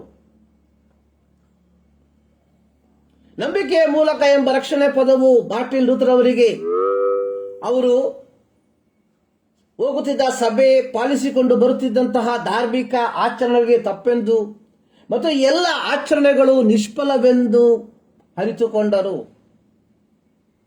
ಅಂದಿನ ಧಾರ್ಮಿಕ ನಾಯಕರುಗಳು ಅನುಸರಿಸಿದಂತಹ ಭೋಗದ ಜೀವನಗಳು ಇವುಗಳನ್ನ ವಿರೋಧಿಸಿದರು ಮತ್ತು ಯಾರಿದ್ದಲೂ ರಕ್ಷಣೆಯನ್ನು ಖರೀದಿಸಿಕೊಳ್ಳಲು ಸಾಧ್ಯವಿಲ್ಲ ಎಂಬುದನ್ನು ಅವರು ತಿಳಿದುಕೊಂಡು ಅದನ್ನ ಜನರಿಗೆ ತಿಳಿಸುವುದಕ್ಕೆ 95 ಪ್ರಬಂಧಗಳನ್ನು ಬರೆದು ಅದನ್ನು ಲ್ಯಾಟಿನ್ ಭಾಷೆಯಲ್ಲಿ ಅಂಟಿಸಿದರು.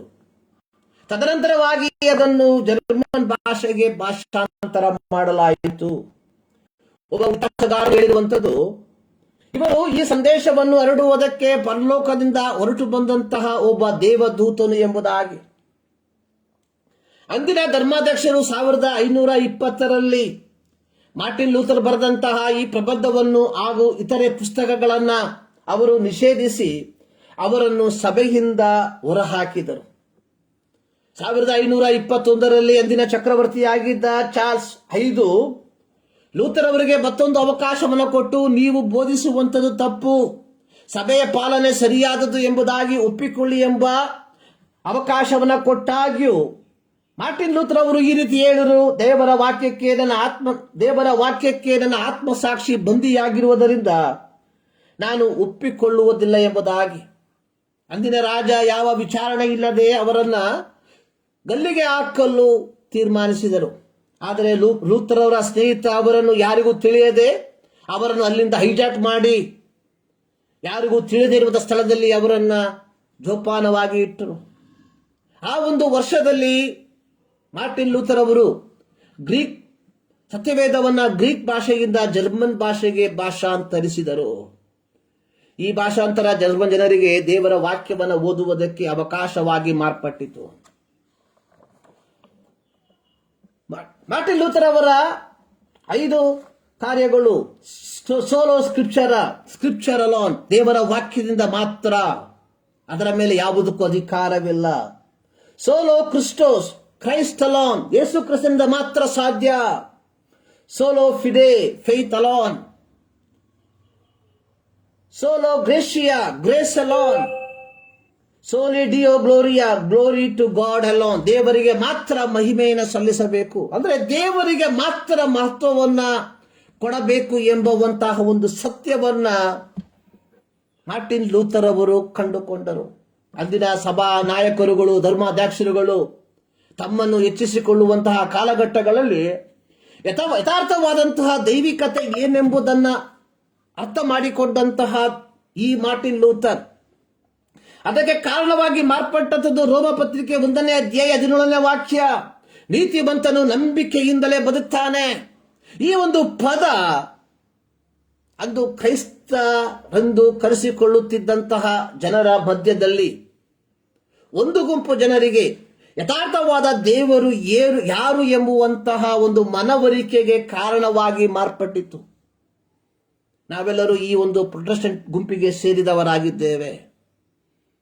ನಾವೆಲ್ಲರೂ ನಂಬಿಕೆಯಿಂದಲೇ ಕ್ರಿಸ್ತನ ನಂಬಿಕೆಯಿಂದಲೇ ರಕ್ಷಣೆ ಎಂಬುವಂಥದ್ದನ್ನು ಪೂರ್ಣವಾಗಿ ನಂಬುವಂತವರು ಆಗಿದ್ದೇವೆ. ಪ್ರಿಯರೇ, ಇವೆಲ್ಲವೂ ಸರಿಯಾಗಿರುವಂತಹ ವಿಚಾರ. ನಾವು ಈ ಒಂದು ಗುಂಪಿಗೆ ಸೇರಿರುವುದರಿಂದ ಈಗ ನಮ್ಮ ಜೀವಿತದಲ್ಲಿ ಯಾವ ಆಧ್ಯಾತ್ಮಿಕ ಸುಧಾರಣೆಯ ಅವಶ್ಯಕತೆ ಇಲ್ಲ ಎಂಬುದಾಗಿ ನಾವು ನೆನೆಸುವಂತವರಾಗಿದ್ದರೆ we are in the wrong boat. ನಾವು ಒಂದು ತಪ್ಪಾದ ದೋಣಿಯಲ್ಲಿ ಪ್ರಯಾಣಿಸುವಂತವರಾಗಿದ್ದೇವೆ. ಸರ್ವಶಕ್ತನಾದ ದೇವರು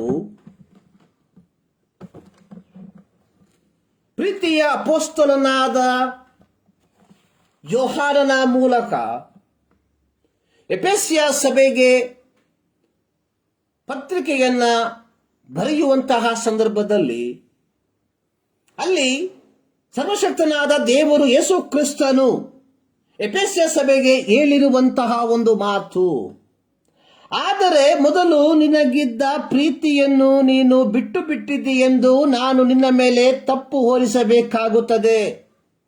ಆದದರಿಂದ ನೀನು ಎಲ್ಲಿಂದ ಬಿದ್ದಿದ್ದೀಯೋ ಅದನ್ನು ನಿನ್ನ ನೆನಪಿಗೆ ತಂದುಕೊಂಡು ದೇವರ ಕಡೆಗೆ ತಿರುಗಿಕೋ. ನೀನು ಮೊದಲು ಮಾಡುತ್ತಿದ್ದ ಕೃತ್ಯವನ್ನು ಮಾಡು.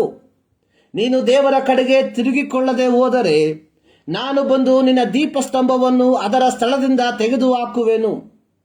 ಆದರೆ ನಿನ್ನಲ್ಲಿ ಒಳ್ಳೆಯದು ಒಂದುಂಟು, ಅದೇನೆಂದರೆ ನಾನು ದ್ವೇಷಿಸುವ ನಿಕೋಲಾಯಿತರ ಕೃತ್ಯಗಳನ್ನು ಸಹ ನೀನು ದ್ವೇಷಿಸುತ್ತಿ. ದೇವರ ಆತ್ಮನು ಸಭೆಗಳಿಗೆ ಹೇಳುವುದನ್ನು ಕಿವಿಯುಳ್ಳವನು ಕೇಳಲಿ. ಯಾವನು ಜಯ ಹೊಂದುತ್ತಾನೋ ಅವನಿಗೆ ದೇವರ ಪರದೇಶದಲ್ಲಿರುವ ಜೀವದಾಯಕ ವೃಕ್ಷದ ಹಣ್ಣನ್ನು ತಿನ್ನುವುದಕ್ಕೆ ಕೊಡುವೆನು. ಇದು ಸರ್ವಶಕ್ತನಾದ ದೇವರು ಯೇಸು ಕ್ರಿಸ್ತನು ತನ್ನ ಪ್ರೀತಿಯ ಅಪೊಸ್ತಲನಾದ ಯೋಹಾನನ ಮೂಲಕ ಆಸ್ಯ ಸೀಮೆಯಲ್ಲಿರುವ 7 ಸಭೆಗಳಿಗೆ ಪತ್ರಿಕೆಯನ್ನು ಬರೆಯುವಾಗ ಅದರಲ್ಲಿ ಒಂದು ಸಭೆಯಾಗಿರುವಂತಹ ಎಫೆಸ್ಯ ಸಭೆಗೆ ಆತನು ಹೇಳಿದಂತಹ ಮಾತುಗಳನ್ನ.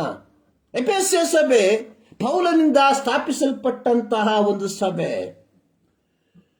ಪೌಲನ ಬೋಧನೆಗಳಿಗೆ ಹೆಚ್ಚಿನ ಮಹತ್ವವನ್ನು ಕೊಟ್ಟಂತಹ ಒಂದು ಸಭೆ. ಪೌಲನಿಂದ ಯಥಾರ್ಥವಾದಂತಹ ಸುವಾರ್ತೆ ಏನೆಂಬುದನ್ನು ಗ್ರಹಿಸಿಕೊಂಡಂತಹ ಸಭೆ. ಈ ಸಭೆಯ ಕುರಿತಾಗಿ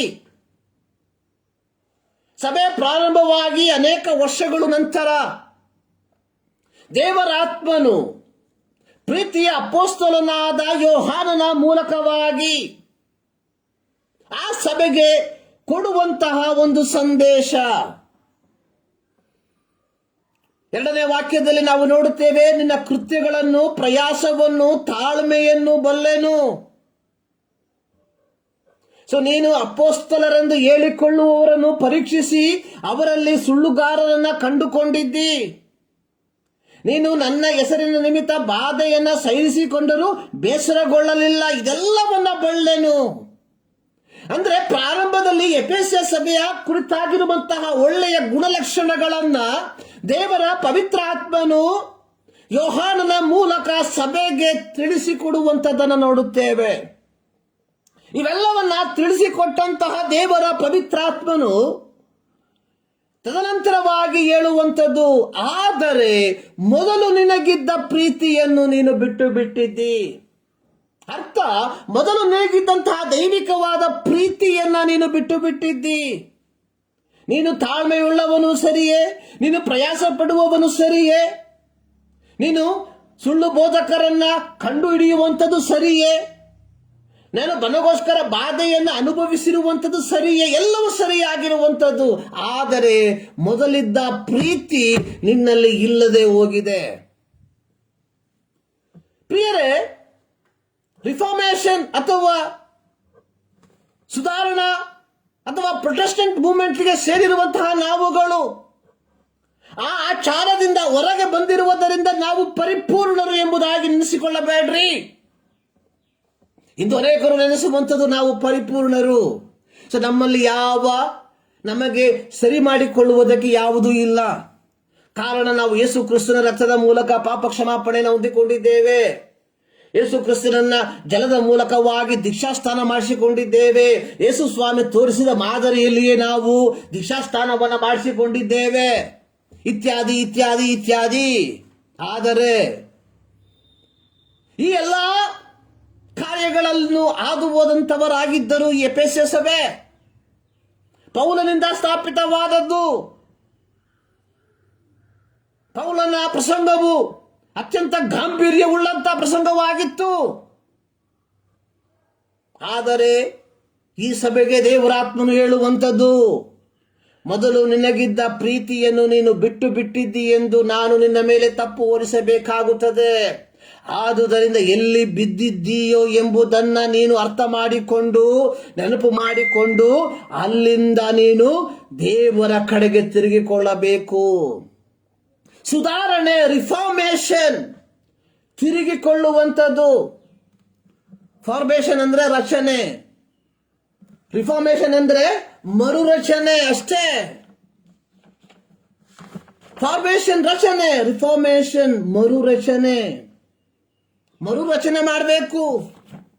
ಅಂದ್ರೆ ದೇವರು ಉದ್ದೇಶಿಸಿದಂತ ರೀತಿಯಿಂದ ಬೇರ್ಪಟ್ಟ ಜೀವಿತವನ್ನ ಜೀವಿಸುತ್ತಿರುವಂತಹ ದೇವರ ಮಕ್ಕಳೆಂದು ಹೇಳಿಕೊಳ್ಳುವ ನಾವುಗಳು ಈ ದೇವರ ವಾಕ್ಯವನ್ನು ಕೇಳುವಾಗ ನಾವು ಎಲ್ಲಿ ಬಿದ್ದಿದ್ದೇವೆ ಎಂಬುದನ್ನ ಅರ್ಥ ಮಾಡಿಕೊಂಡು ಅದರಿಂದ ಒಂದು ಮರು ರಚನೆಗೆ ನಮ್ಮನ್ನು ಸಿದ್ಧಪಡಿಸಿಕೊಳ್ಳಬೇಕಾಗಿರುವಂಥದ್ದು ಬಹಳ ಪ್ರಾಮುಖ್ಯ. We know where we fell. ನಾವು ಬಿದ್ದಿರುವಂಥದ್ದು ಎಲ್ಲಿ ಎಂಬುದಾಗಿ ನಮಗೆ ಚೆನ್ನಾಗಿ ಗೊತ್ತು. But we are acting like a blind. ನಾವು ಕುರುಡುತನವನ್ನು ಪ್ರದರ್ಶಿಸುವಂತವರಾಗಿದ್ದೇವೆ. ಈ ಮುಂಜಾನೆಯಲ್ಲಿ ದೇವರ ವಾಕ್ಯವನ್ನು ಕೇಳುವಂತ ನನ್ನ ಪ್ರೀತಿಯ ದೇವ ಜನರೇ, ಇವತ್ತು ಸಭೆ, ಇಂದು ಎಲ್ಲ ಸಭೆಗಳು ಈ ರಿಫಾರ್ಮೇಷನ್ ಸಂಡೆಯನ್ನು ಆಚರಿಸುತ್ತಿರುವಂತಹ ಈ ಕಾಲಘಟ್ಟಗಳಲ್ಲಿ ಪ್ರೊಟೆಸ್ಟೆಂಟ್ ದೇವ ಜನರೇ, ಪ್ರೊಟೆಸ್ಟೆಂಟ್ ದೇವರ ಮಕ್ಕಳೇ, ನೀವು ಕೇವಲ ಆ ಆಚರಣೆಗೆ ಮಾತ್ರ ಸೀಮಿತವಾಗಿರದೆ ನಿಮ್ಮ ಜೀವಿತದಲ್ಲಿ, ನಿಮ್ಮ ಸಭೆಯಲ್ಲಿ ಎಲ್ಲಿ ಸುಧಾರಣೆಗಳು, ಎಲ್ಲಿ ರೂಪಾಂತರಗಳು ಬೇಕೆಂಬುದನ್ನು ಅರ್ಥ ಮಾಡಿಕೊಂಡು ಅಲ್ಲಿಂದ ಹೊರಬರಬೇಕಾಗಿರುವಂಥದ್ದು ಬಹಳ ಪ್ರಾಮುಖ್ಯ. ಎಫೆಸ ಸಭೆಗೆ ಹೇಳುವಂಥದ್ದು, ನೀನು ಎಲ್ಲಿಂದ ಬಿದ್ದಿದೆ ಎಂಬುದನ್ನು ಅರ್ಥ ಮಾಡಿಕೊಂಡು ತಿರುಗಿಕೋ, ದೇವರ ಕಡೆಗೆ ತಿರುಗಿಕೋ. ಮೊದಲು ಮಾಡುತ್ತಿದ್ದ ಕೃತ್ಯವನ್ನ ಮಾಡು. ನೀನು ದೇವರ ಕಡೆಗೆ ತಿರುಗಿಕೊಳ್ಳದೆ ಹೋದರೆ ನಾನು ಬಂದು ನಿನ್ನ ದೀಪಸ್ತಂಭವನ್ನು ಅದರ ಸ್ಥಳದಿಂದ ತೆಗೆದಾಕ್ತೇನೆ. ದಟ್ ಮೀನ್ಸ್ ನಮಗೆ ದೇವರ ರಾಜ್ಯದಲ್ಲಿ ಯಾವ ಭಾಗವೂ ಇರುವುದಿಲ್ಲ. ಕೇವಲ ನಾವು ರಿಫಾರ್ಮೇಷನ್ ಮೂವ್ಮೆಂಟ್ ಅವರು ಎಂಬುದಾಗಿ ಹೇಳುವುದರಿಂದ ಯಾವ ಪ್ರಯೋಜನವಿಲ್ಲ. ನಾವು ನಮ್ಮ ಸಭೆಯಲ್ಲಿ 506ನೆಯ ರಿಫಾರ್ಮೇಷನ್ ಅಥವಾ ಪ್ರೊಟೆಸ್ಟೆಂಟ್ ಮೂವ್ಮೆಂಟ್ ಅನ್ನ ನಾವು ದಿನವನ್ನ ಆಚರಿಸಿದ್ದೇವೆ ಎಂಬುದಾಗಿ ಹೇಳಿ ಯಾವ ಪ್ರಯೋಜನವಿಲ್ಲ. ಪ್ರಿಯ ದೇವರ ಮಗನೇ, ನಿನ್ನ ರಕ್ಷಣೆಯ ಅನುಭವದಲ್ಲಿ ನೀನು ಪಡಕೊಂಡಂತಹ ಆ ದೈವಿಕವಾದಂತಹ ಆ ಒಂದು ತೀರ್ಮಾನದಿಂದ ನೀನು ಬಿದ್ದು ಹೋಗಿರುವುದಾದರೆ ದೇವರಾತ್ಮನು ಹೇಳುವಂಥದ್ದು, ನೀನು ಎಲ್ಲಿ ಬಿದ್ದಿದ್ದಿ ಎಂಬುದನ್ನು ಅರ್ಥ ಮಾಡಿಕೊಂಡು ತಿರುಗಿ ದೇವರ ಕಡೆಗೆ ತಿರುಗಿಕೋ. ತಿರುಗದೆ ಹೋದರೆ ನಾನು ಬಂದು ಆ ದೀಪಸ್ತಂಭವನ್ನ ಅಲ್ಲಿಂದ ತೆಗೆದಾಕ್ತೇನೆ. ದೇವರಾತ್ಮನು ಸಭೆಗೆ ಹೇಳುವುದನ್ನ ಕಿವಿಯುಳ್ಳವನು ಕೇಳಲಿ. ಸೊ ನಿನ್ನ ಪದ್ಧತಿಗೆ ಅನುಗುಣವಾಗಿ ದೇವರು ತನ್ನ ಪದ್ಧತಿಗಳನ್ನ ಬದಲಾಯಿಸುವಂಥದ್ದಲ್ಲ. ಇಂದು ನಾವು ಉದ್ದೇಶಿಸುವಂಥದ್ದು, ನಾವು ಆಶಿಸುವಂಥದ್ದು, ನಮ್ಮ ಪದ್ಧತಿಗಳಿಗೆ ಅನುಗುಣವಾಗಿ ದೇವರು ತನ್ನ ಪದ್ಧತಿಗಳನ್ನ ಬದಲಾಯಿಸಬೇಕು ಎಂಬುದಾಗಿ. ಇಲ್ಲಿ ಎಫೆಸ ಸಭೆಗೆ ದೇವರು ಹೇಳುವಂಥದ್ದು, ನಿನ್ನ ಕೃತ್ಯಗಳನ್ನ ಬಲ್ಲೆನು, ನಿನ್ನ ನಂಬಿಕೆಯನ್ನ ಬಲ್ಲೆನು, ನಿನ್ನ ಪ್ರಯಾಸವನ್ನ ಬಲ್ಲೆನು, ಎಲ್ಲವನ್ನ ಬಲ್ಲೆನು. ಆದರೆ ಮೊದಲು ನಿನಗಿದ್ದ ಪ್ರೀತಿಯಿಂದ ನೀನು ಬಿದ್ದು ಹೋಗಿದ್ದಿ, ಮೊದಲು ನಿನಗಿದ್ದ ನಂಬಿಕೆಯಿಂದ ನೀನು ಬಿದ್ದು ಹೋಗಿದ್ದಿ. ಆದುದರಿಂದ ನೀನು ಎಲ್ಲಿ ಬಿದ್ದಿದ್ದೀಯೋ ಅಲ್ಲಿಂದ ದೇವರ ಕಡೆಗೆ ತಿರುಗಿಕೋ. ತಿರುಗಿಕೊಳ್ಳದೆ ಹೋದರೆ ನಿನ್ನನ್ನ ನನ್ನ ಸನ್ನಿಧಾನದಿಂದ ದೂರ ತಳ್ತೇನೆ. ದೇವರ ಸನ್ನಿಧಾನದಲ್ಲಿ ಪ್ರಿಯರೇ ನಾವು ಕೂರಬೇಕಾದರೆ, ದೇವರ ಸನ್ನಿಧಾನದಲ್ಲಿ ನಾವು ನಿಲ್ಲಬೇಕಾದರೆ ಪ್ರಿಯರೇ, ನಾವು ದೈವಿಕವಾದಂತಹ ಆ ಒಂದು ಸ್ಟ್ಯಾಂಡರ್ಡ್ಗೆ ಅನುಗುಣವಾಗಿ ನಾವು ಜೀವಿಸುವಂತವರಾಗಿರಬೇಕು.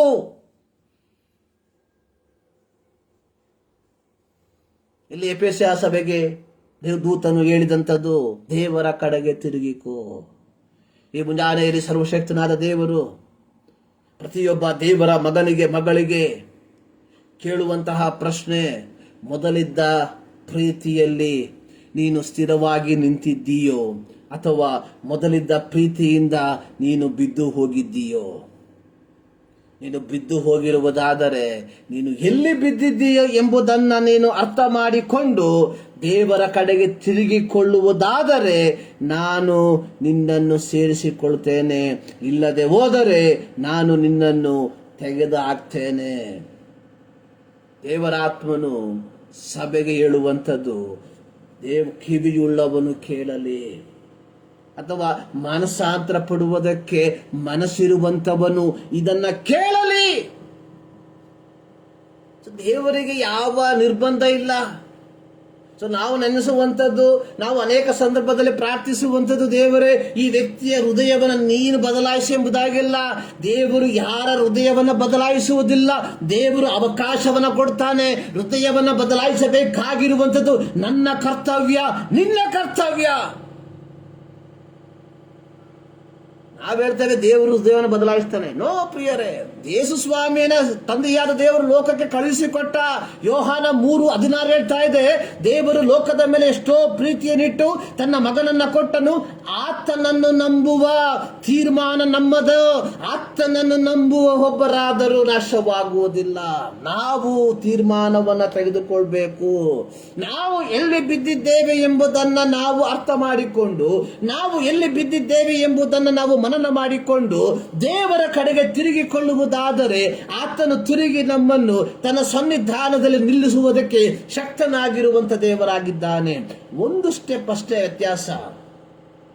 ಇಂದು ನಾವು ಜೀವಿಸುತ್ತಿರುವಂತಹ ಜೀವಿತದಿಂದ ಒಂದು ಹೆಜ್ಜೆಯನ್ನ, ಸರಿಯಾದ ಹೆಜ್ಜೆಯನ್ನ ನಾವು ಇಡುವುದಾದರೆ ನಮ್ಮ ಜೀವಿತದಲ್ಲಿ ಈ ಮುಂಜಾನೆಯಲ್ಲಿ ಒಂದು ಧಾರ್ಮಿಕ ಸುಧಾರಣೆ ಬರುವಂತದಾಗಿದೆ. ಧಾರ್ಮಿಕ ಸುಧಾರಣೆ ಅನ್ನುವಂಥದ್ದು ನಾವು ಎಲ್ಲಿಂದ ಹೋಗಿದ್ದೇವೆ, ಯಾವ ದಿಕ್ಕಿಗೆ ಹೋಗುತ್ತಿದ್ದೇವೆ ಎಂಬುವಂಥದ್ದಲ್ಲ. ಹೋಗುತ್ತಿರುವಂತಹ ದಿಕ್ಕು ತಪ್ಪಾದ ದಿಕ್ಕಾಗಿರುವುದಾದರೆ ಆ ದಿಕ್ಕಿನಿಂದ ಸರಿಯಾದ ದಿಕ್ಕಿಗೆ ನಮ್ಮ ಹೆಜ್ಜೆಯನ್ನ ತಿರುಗಿಸುವಂತದಾಗಿದೆ. ಯಾವಾಗ ಯಾವ ಜಾಗದಲ್ಲಿ ನಿನ್ನ ಹೆಜ್ಜೆಯನ್ನು ತಿರುಗಿಸುತ್ತೀಯೋ ಆ ಜಾಗದಿಂದ ನಿನ್ನ ಜೀವಿತದಲ್ಲಿ ಒಂದು ಧಾರ್ಮಿಕ ಸುಧಾರಣೆ ಪ್ರಾರಂಭವಾಗುವಂತದಾಗಿದೆ. ಆ ಸಂದರ್ಭದಿಂದ ನೀನು ದೈವಿಕವಾದ ಮಾರ್ಗದಲ್ಲಿ ನಡೆಯುವಂತವನಾಗಿದ್ದಿ. ಆ ಸಮಯದಿಂದ ನೀನು ಯಥಾರ್ಥವಾಗಿ ದೇವರ ಮಗನಾಗಿ ಮಾರ್ಪಡುತ್ತಿ ಎಂಬುದನ್ನ ನೀನು ನಾನು ಮರೆಯಬಾರದು. ನಾವು ಯಾವಾಗಲೂ ಹೆಚ್ಚಳ ಪಡುವಂತವರು. ನಾವು ನಿಮ್ಮಂತರಲ್ಲ, ನಾವು ನಿಮ್ಮ ತರ ಅಲ್ರೇ. ಯೇಸು ಸ್ವಾಮಿ ಒಂದು ಸಾಮ್ಯವನ್ನು ಹೇಳ್ದ. ಒಬ್ಬ ಫರಿಸಾಯನು, ಒಬ್ಬ ಸುಂಕದವನು ಪ್ರಾರ್ಥನೆ ಮಾಡೋದಕ್ಕೆ ಹೋದ. ಫರಿಸಾಯನು ತನ್ನ ಒಳ್ಳೆತನವನ್ನು ಹೇಳ್ತಾ ಇದ್ದಾನೆ. ನಾನು ಅವನ ತರ ಅಲ್ಲ, ನಾನು ಇವನ್ ತರ ಅಲ್ಲ, ನಾನು ಕಾಣಿಕೆ ಕೊಡ್ತೇನೆ, ನಾನು ದಶಮ ಭಾಗ ಕೊಡ್ತೇನೆ. ನಾವು ಹೇಳ್ತೇವೆ ನಾವು ಭಾನುವಾರ ಬರ್ತೇವೆ, ನಾವು ಕೆಲಸ ಬಿಟ್ಟಿದ್ದೇವೆ, ನಾವು ಸೇವೆ ಮಾಡ್ತಾ ಇದ್ದೇವೆ. ಆದರೆ ಸುಂಕದವನು ಆ ರೀತಿಯಲ್ಲ, ಪಾಪಿಷ್ಠನು ಆ ರೀತಿಯಲ್ಲ. ಪರಲೋಕದ ಕಡೆಗೆ ಕಣ್ಣೆತ್ತುವುದಕ್ಕೂ ಯೋಗ್ಯತೆ ಇಲ್ಲದೆ ತಲೆ ಬಾಗಿದವನಾಗಿ ಕಣ್ಣೀರಿನಿಂದ ಪ್ರಾರ್ಥನೆ ಮಾಡ್ತಾ ಇದ್ದಾನೆ. ದೇವರೇ, ಪಾಪಿಯಾದ ನನ್ನನ್ನು ರಕ್ಷಿಸು, ದೇವರೇ, ಪಾಪಿಯಾದ ನನ್ನನ್ನು ರಕ್ಷಿಸು. ದೇವರ ವಾಕ್ಯ ಹೇಳ್ತಾ ಇದೆ, ಆ ಸುಂಕದವನು ನೀತಿವಂತನಾಗಿ ಹೊರಟು ಹೋದ್ರೆ ಈ ಫರಿಸಾಯವನ್ನು ಹಾಗೆ ಹೊರಟು ಹೋದ. ಅನೇಕ ಸಂದರ್ಭಗಳಲ್ಲಿ ನಮ್ಮ ಕ್ರೈಸ್ತ ಜೀವಿತ ಈ ಫರಿಸಾಯನ ರೀತಿಯಲ್ಲಿ ಆಗಿರುವಂತದ್ದು ನಗ್ನ ಸತ್ಯವಾಗಿರುವಂತದ್ದಾಗಿದೆ. We are not ready to accept. ನಾವು ಒಂದು ಧಾರ್ಮಿಕ ಸುಧಾರಣೆಯನ್ನ ನಮ್ಮ ಜೀವಿತದಲ್ಲಿ ಹೊಂದಿಕೊಳ್ಳುವುದಕ್ಕೆ ನಾವು ತಯಾರಲ್ಲ. ನಾವು ಹೇಳುವಂಥದ್ದು ನಮ್ಮ ಮಾರ್ಗವೇ ಸರಿಯಾದ ಮಾರ್ಗ, ನನ್ನ ಬೋಧನೆಯೇ ಸರಿಯಾದ ಬೋಧನೆ, ನನ್ನ ಸಭೆಯೇ ಸರಿಯಾದ ಸಭೆ. ಆದರೆ ಪ್ರಿಯರೇ, ಯಥಾರ್ಥವಾದ ಯೋಚನೆ ಮಾಡಿ ನೋಡಿ, ನಮ್ಮ ಜೀವಿತ ಧಾರ್ಮಿಕವಾದ ಸುಧಾರಣೆಗೆ ಅನುಗುಣವಾಗಿ ನಡೆಯುವಂತದ್ದಾಗಿದ್ದೀಯಾ? ಇಲ್ಲದಿದ್ದರೆ ಈ ಮುಂಜಾನೆಯಲ್ಲಿ ದೇವರಾತ್ಮನು ಹೇಳುವಂಥದ್ದು ಕಿವಿಯುಳ್ಳವನು ಕೇಳಲಿ, ಕಿವಿಯುಳ್ಳವನು ಕೇಳಲಿ ಎಂಬುದಾಗಿ. ಪ್ರಿಯರೇ, ಈ ಮುಂಜಾನೆಯಲ್ಲಿ ನಮ್ಮನ್ನೇ ದೇವರ ಸನ್ನಿಧಾನದಲ್ಲಿ ಸಮರ್ಪಿಸಿಕೊಳ್ಳಬೇಕಾಗಿರುವಂಥದ್ದು ಬಹಳ ಪ್ರಾಮುಖ್ಯವಾಗಿರುವಂತಹ ಒಂದು ಘಟಕವಾಗಿದೆ. ಇನ್ನೊಂದು ಭಾಗದಲ್ಲಿ, ಹಳೆ ಒಡಂಬಡಿಕೆ ಭಾಗದಲ್ಲಿ ನಾವು ನೋಡುವಂತಹ ಸಂದರ್ಭದಲ್ಲಿ 2 ಪೂರ್ವಕಾಲ ವೃತ್ತಾಂತದಲ್ಲಿ ನಾವು ಒಂದು ಭಾಗವನ್ನು ನಾವು ನೋಡುತ್ತೇವೆ. 2 ಪೂರ್ವಕಾಲ ವೃತ್ತಾಂತ ಅದರ 34ನೇ ಅಧ್ಯಾಯದಲ್ಲಿ ಯೋಷಿಯನು ಎಂಬ ಅರಸನ ಕುರಿತಾಗಿ ಬರೆದಿರುವಂತಹದ್ದು. ಯೋಷೀಯನು ಅರಸನಾದಾಗ ಅವನಿಗೆ ಕೇವಲ 8 ವರ್ಷ ಮಾತ್ರ ಪ್ರಾಯ.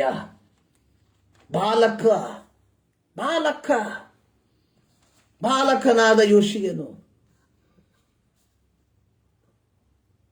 34ನೇ ಅಧ್ಯಾಯ ಪ್ರಾರಂಭವಾಗುವಂಥದ್ದು ಯೋಷೀಯನು ಅರಸನಾದಾಗ 8 ವರ್ಷದವನಾಗಿದ್ದನು. ಈ 8 ವರ್ಷದ ಬಾಲಕನ ಕುರಿತಾಗಿ ಬರೆದಿರುವಂಥದ್ದು, ಅವನು ಎಡಕ್ಕಾಗಲಿ ಬಲಕ್ಕಾಗಲಿ ತಿರುಗಿಕೊಳ್ಳದೆ ತನ್ನ ಪೂರ್ವಿಕನಾದ ದಾವೀದನ ಮಾರ್ಗದಲ್ಲಿ ಯೆಹೋವನ ಚಿತ್ತಾನುಸಾರವಾಗಿ ನಡೆದನು. ಒಬ್ಬ ಬಾಲಕ, 8 ವರ್ಷದ ಬಾಲಕ. ನಮ್ಮ ಮಕ್ಕಳಿಗೆ, 8 ವರ್ಷದ ಮಕ್ಕಳಿಗೆ ಸತ್ಯವೇದದ ಒಂದು ವಾಕ್ಯ ಹೇಳುವುದಕ್ಕೆ ಗೊತ್ತಿಲ್ಲ. ಆದರೆ ಈ 8 ವರ್ಷದ ಬಾಲಕನಿಗೆ ಯಾರು, ಅವನ ತಂದೆ ಆಮೋನನ ಕುರಿತಾಗಿ ನಾವು ನೋಡುವಂತಹ ಸಂದರ್ಭದಲ್ಲಿ ಆಮೋನನು ಅರಸನಾಗಿದ್ದನು. ಅವನು 22 ವರ್ಷ ಆಳ್ವಿಕೆ ಮಾಡಿದ. ಅವನು ತಂದೆಯವರಿಗೆ ವಿರುದ್ಧವಾಗಿ ನಡೆದಂತಹ ವ್ಯಕ್ತಿಯಾಗಿದ್ದ. ಅವನು ಬಾಳ ಆಶೇರ್ ವಿಗ್ರಹಗಳನ್ನ ಸೇವಿಸುವಂತಹ ವ್ಯಕ್ತಿಯಾಗಿದ್ದ. ಈ ವ್ಯಕ್ತಿಯ ಮಗನು ಯಾರು? ಯೋಷೀಯನು. ತನ್ನ ತಂದೆ, ತನ್ನ ತಾತ ದೈವಿಕ ಕಾರ್ಯಗಳಿಗೆ, ದೇವರಿಗೆ, ಯೆಹೋವನಿಗೆ ವಿರುದ್ಧವಾಗಿ ನಿಂತುಕೊಂಡು ರಾಜ್ಯಭಾರವನ್ನ ಮಾಡುತ್ತಿರುವಾಗ ಆ ಒಂದು ಗೋತ್ರದಲ್ಲಿ, ಆ ಒಂದು ತಲೆಮಾರಿನಲ್ಲಿ ಹುಟ್ಟಿದಂತಹ ಈ ಯೋಷೀಯನು ಕೇವಲ 8 ವರ್ಷ ಪ್ರಾಯವಿದ್ದಾಗಲೂ ಸಹ ಅವನು ತನ್ನ ತಂದೆಯನ್ನ ಮಾದರಿಯಾಗಿ ತೆಗೆದುಕೊಳ್ಳದೆ, ತನ್ನ ತಾತನನ್ನ ಮಾದರಿಯಾಗಿ ತೆಗೆದುಕೊಳ್ಳದೆ, ತನ್ನ ಪೂರ್ವಿಕನಾದ ದಾವೀದನನ್ನ ಒಂದು ಮಾದರಿಯಾಗಿ ತೆಗೆದುಕೊಂಡು ಯೆಹೋವನ ಮಾರ್ಗದಲ್ಲಿ ನಡೆಯುವಂತವನಾಗಿದ್ದ. ನನ್ನನ್ನು ಕೇಳುವ ಪ್ರಿಯ ದೇವ ಜನರೇ, ಯೋಚನೆ ಮಾಡಿ. ನಾವು ಹೇಳ್ತೇವೆ ಅಪ್ಪ ಹೋದ, ಅಪ್ಪನಿಂದ ಮಗ ಹೋದ. ಆದ್ರೆ ಇಲ್ಲಿ ಅಪ್ಪನಿಂದನೇ ಹೋಗಿಲ್ಲ ಮಗ, ತಾತನ ಹಿಂದೆನೇ ಹೋಗಿಲ್ಲ. ಆದರೆ ತನ್ನ ಚಿಕ್ಕ ಪ್ರಾಯದಲ್ಲಿ ಕೇವಲ 8 ವರ್ಷ ಇರುವಂತಹ ಸಂದರ್ಭದಲ್ಲಿಯೂ ಸಹ ದೇವರ ಧರ್ಮಶಾಸ್ತ್ರವನ್ನ ತನ್ನ ಬಾಲ್ಯದಲ್ಲಿಯೇ ಪಠಿಸಿದಂತಹ ಯೋಷೀಯನು ಆ ಮಾರ್ಗದಲ್ಲಿ ನಡೆಯುವಂತವನಾಗಿದ್ದ.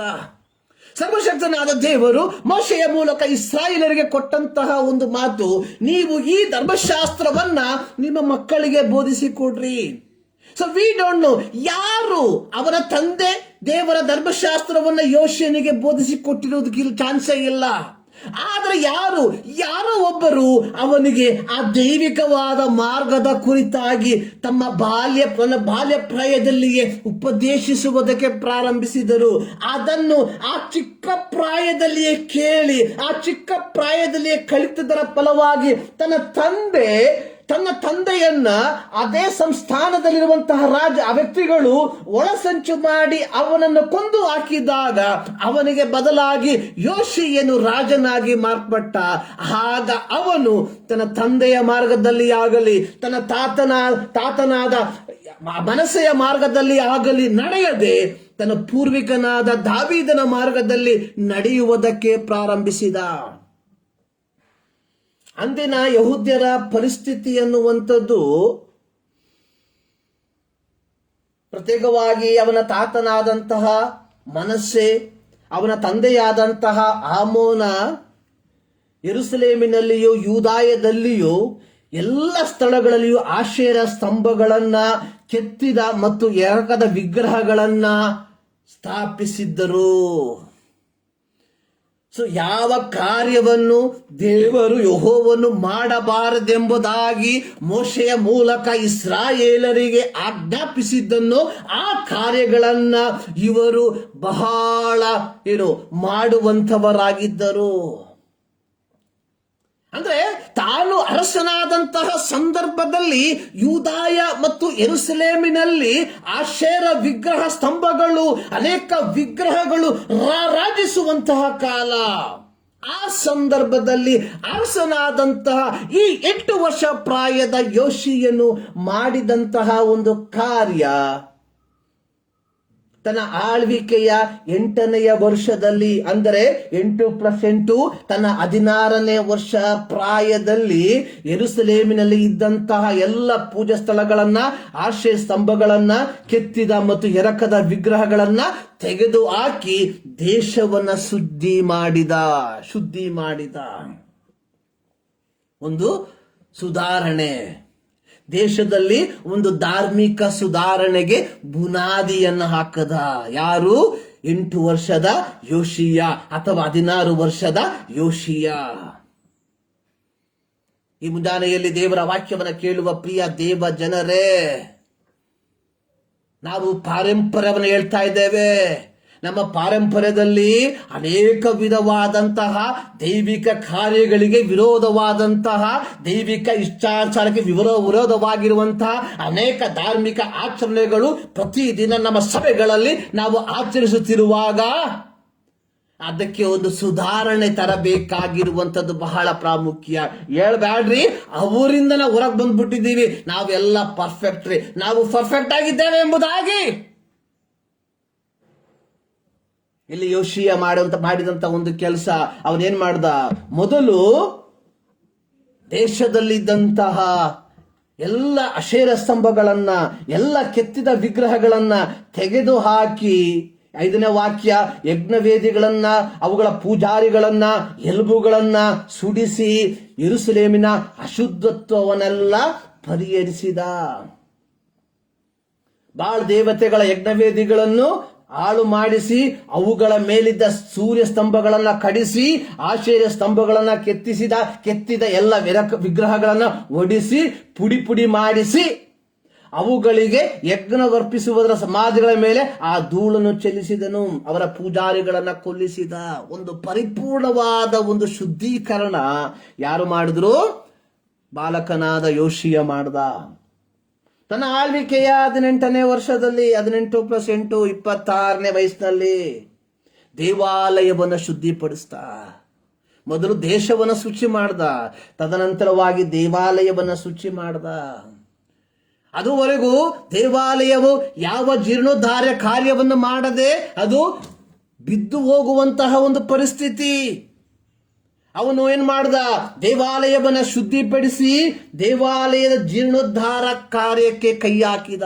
ದೇವರ ಕಾರ್ಯಕ್ಕೆ ಅರಸನಾದಂತಹ ಯೌವನಸ್ಥನಾದಂತಹ ಈ ಯೋಷೀಯನು ದೇವರಿಗೋಸ್ಕರವಾಗಿ ದೇವರನ್ನು ಆರಾಧಿಸುವುದಕ್ಕೆ ಸೊಲೊಮೋನನ ಕಾಲದಲ್ಲಿ ಕಟ್ಟಲ್ಪಟ್ಟಂತಹ ಆ ದೇವಾಲಯದ ಜೀರ್ಣೋದ್ಧಾರಕ್ಕೆ ಆತನು ಸಮಯವನ್ನ ಬೇರ್ಪಡಿಸ್ತಾ. ನಾವು ಪ್ರಿಯರೇ, ದೈವಿಕ ಕಾರ್ಯಗಳಿಗೆ ಹೆಚ್ಚಿನ ಯಾವ ರೀತಿಯಾಗಿ ಸಮಯವನ್ನ ನಾವು ವ್ಯಯ ಮಾಡುವಂತವರಾಗಿದ್ದೇವೆ ಎಂಬುದನ್ನ ಒಂದು ಸಾರಿ ಪರೀಕ್ಷಿಸಿಕೊಳ್ಳಬೇಕಾಗಿರುವಂತದ್ದು ಬಹಳ ಪ್ರಾಮುಖ್ಯ. ಅವರು ದೇವಾಲಯದ ಜೀರ್ಣೋದ್ಧಾರ ಕಾರ್ಯವನ್ನು ಮಾಡುವುದಕ್ಕೆ ತೀರ್ಮಾನಿಸಿದಾಗ ಯೆಹೋವನ ಆಲಯದಲ್ಲಿ ಸಂಗ್ರಹವಾಗಿದ್ದ ಆ ಹಣವನ್ನ ತೆಗೆಯುವುದಕ್ಕೆ, ಆ ಭಂಡಾರವನ್ನ ತೆಗೆದಂತಹ ಸಂದರ್ಭದಲ್ಲಿ ಅವರಿಗೆ ಲಭಿಸಿದಂಥದ್ದು ಒಂದು ಧರ್ಮೋಪದೇಶದ ಗ್ರಂಥ. ಈ ಧರ್ಮೋಪದೇಶ ಗ್ರಂಥವನ್ನ ಕಂಡಂತಹ ಲೇಖಕನಾದ ಶಾಫಾಯನು ಅದನ್ನು ಅರಸನ ಮುಂದೆ ಓದಿಸಿದ. ಇದನ್ನು ಕೇಳಿದಾಗ ಅರಸನು ತನ್ನ ಬಟ್ಟೆಯನ್ನು ಹರಿದುಕೊಂಡ. ಕಾರಣ, ಇಸ್ರಾಯೇಲ್ ಮಕ್ಕಳು ಯಾವ ರೀತಿಯಾಗಿ ಜೀವಿಸಬೇಕು ಎಂಬುವಂಥದನ್ನ ಸರ್ವಶಕ್ತನಾದ ದೇವರು ತನ್ನ ದಾಸನಾದ ಮೋಶೆಯ ಮೂಲಕ ಇಸ್ರಾಯೇಲರಿಗೆ ಬರೆಸಿಕೊಟ್ಟಿರುವಂತಹ ಧರ್ಮಶಾಸ್ತ್ರಕ್ಕೆ ವಿರುದ್ಧವಾದಂತಹ ಜೀವಿತವನ್ನ ಇವರು ಜೀವಿಸುವಂತವರಾಗಿದ್ದರು. ಇದರ ಫಲವಾಗಿ ಅವರ ಜೀವಿತದಲ್ಲಿ ಬರುವಂತಹ ಶಾಪದ ಕುರಿತಾಗಿಯೂ ಬರೆದಿರುವಂತದ್ದನ್ನು ನಾವು ನೋಡುತ್ತೇವೆ. ಇವೆಲ್ಲವನ್ನ ಓದಿ ಕೇಳಿದಂತಹ ಯೋಷೀಯ ಆತನು ಚಂಚಲಿತನಾಗಿ ಹೊರಟ.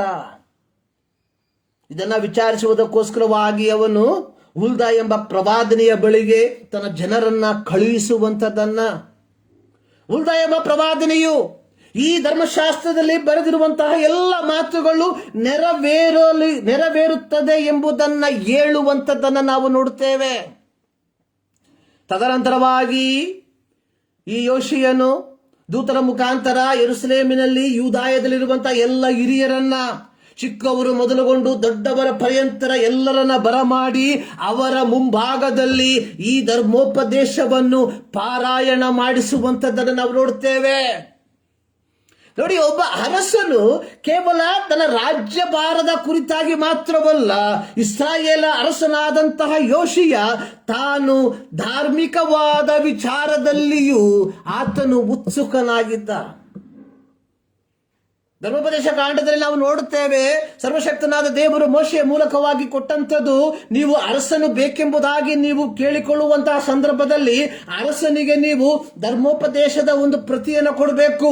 ಅವನು ರಾಜ್ಯಭಾರ ಮಾಡಬೇಕಾಗಿರುವಂಥದ್ದು ಈ ಧರ್ಮಶಾಸ್ತ್ರಕ್ಕೆ ಅನುಗುಣವಾಗಿ.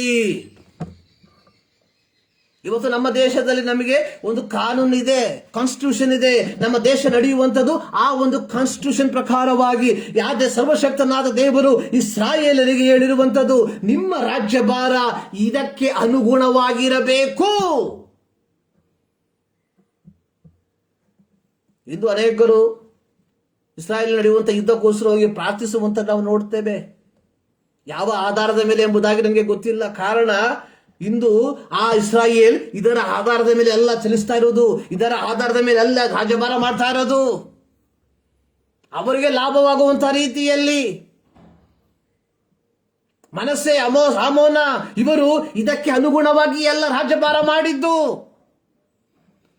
ಆಶೇರ್ ವಿಗ್ರಹ ಸ್ತಂಭವನ್ನು ಸ್ಥಾಪಿಸುವುದಕ್ಕೆ ಇದರಲ್ಲಿ ಅನುಮತಿ ಇಲ್ಲ. ಬಾಳ್ ದೇವತೆಗಳಿಗೆ ದೇವಾಲಯವನ್ನು ಕಟ್ಟುವುದಕ್ಕೆ ಇದರಲ್ಲಿ ಅನುಮತಿ ಇಲ್ಲ.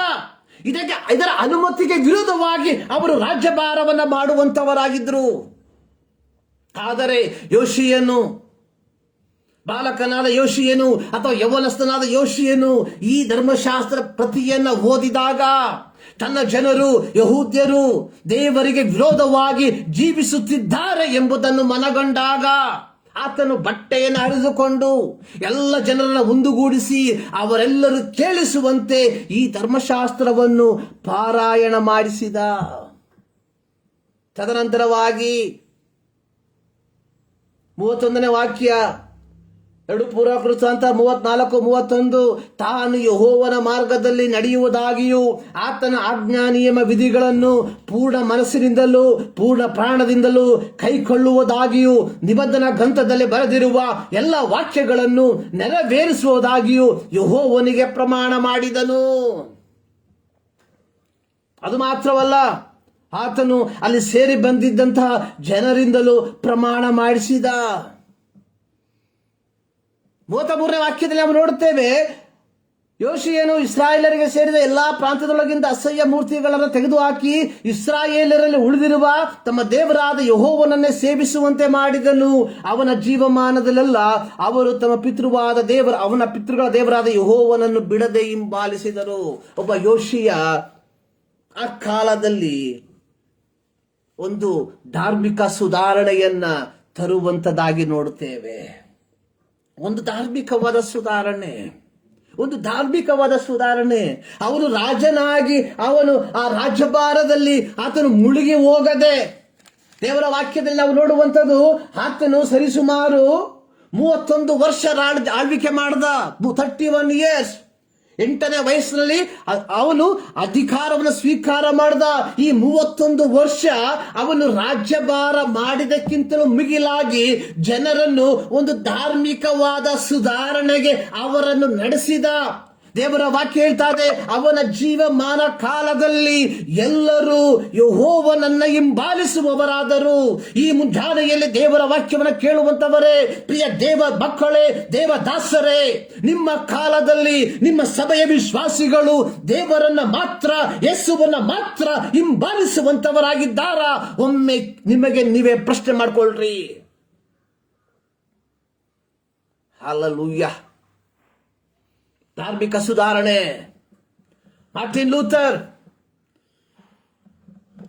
ಅಂದಿನ ಎಲ್ಲ ಧಾರ್ಮಿಕ ನಾಯಕರುಗಳಿಗೆ ವಿರುದ್ಧವಾಗಿ ನಿಂತು ಆ ಭರಣದ ಆ ಸಂದರ್ಭದಿಂದ ಪಾರಾಗಿ ಲಭಿಸಿದಂತಹ 1 ವರ್ಷದಲ್ಲಿ ಸತ್ಯವೇದವನ್ನ ಇಬ್ರಿಯ ಭಾಷೆಯಿಂದ, ಗ್ರೀಕ್ ಭಾಷೆಯಿಂದ ಜರ್ಮನ್ ಭಾಷೆಗೆ ತರ್ಜುಮೆ ಮಾಡಿದರ ಫಲವಾಗಿ ಆ ದೇವರ ವಾಕ್ಯವನ್ನ ಓದಿ ಅನೇಕರು ತಪ್ಪಾದ ಮಾರ್ಗದಿಂದ ಸರಿಯಾದ ಮಾರ್ಗಕ್ಕೆ ನಡೆಸಲ್ಪಟ್ಟರು. ಈ ಮುಂಜಾನೆಯಲ್ಲಿ ದೇವರ ವಾಕ್ಯವನ್ನು ಕೇಳುವಂತವರೇ, ಮಾರ್ಟಿನ್ ಲೂಥರ್ನ ರೀತಿಯಲ್ಲಿ ಇಂದು ಸಹ ನಿನ್ನ ಸಭೆಯಲ್ಲಿ, ನಿನ್ನ ದೇಶದಲ್ಲಿ ಒಂದು ಸುಧಾರಣೆ ಬೇಕಾಗಿದೆ. ಅದಕ್ಕೆ ನೀನು ಸಿದ್ಧನಿದ್ದೀಯಾ? ಮೊದಲು ನಮ್ಮ ಕಾರ್ಯಗಳು ನಡೀಲಿ ಸ್ವಾಮಿ, ಆಮೇಲೆ ನೋಡೋಣ, ಬಾಕಿ ಸುಧಾರಣೆ ಅಲ್ಲ. ಈ ಮುಂಜಾನೆಯಲ್ಲಿ ದೇವರ ವಾಕ್ಯವನ್ನು ಕೇಳುವಂತವರೇ, ಎಫೆಸ ಸಭೆಗೆ ಹೇಳುವಂಥದ್ದು, ಮೊದಲಿದ್ದ ನಿನ್ನ ಪ್ರೀತಿಯನ್ನ ನೀನು ಬಿಟ್ಟಿದ್ದೀ ಎಂಬುದಾಗಿ ನಾನು ತಪ್ಪೋರಿಸಬೇಕಾಗ್ತದೆ.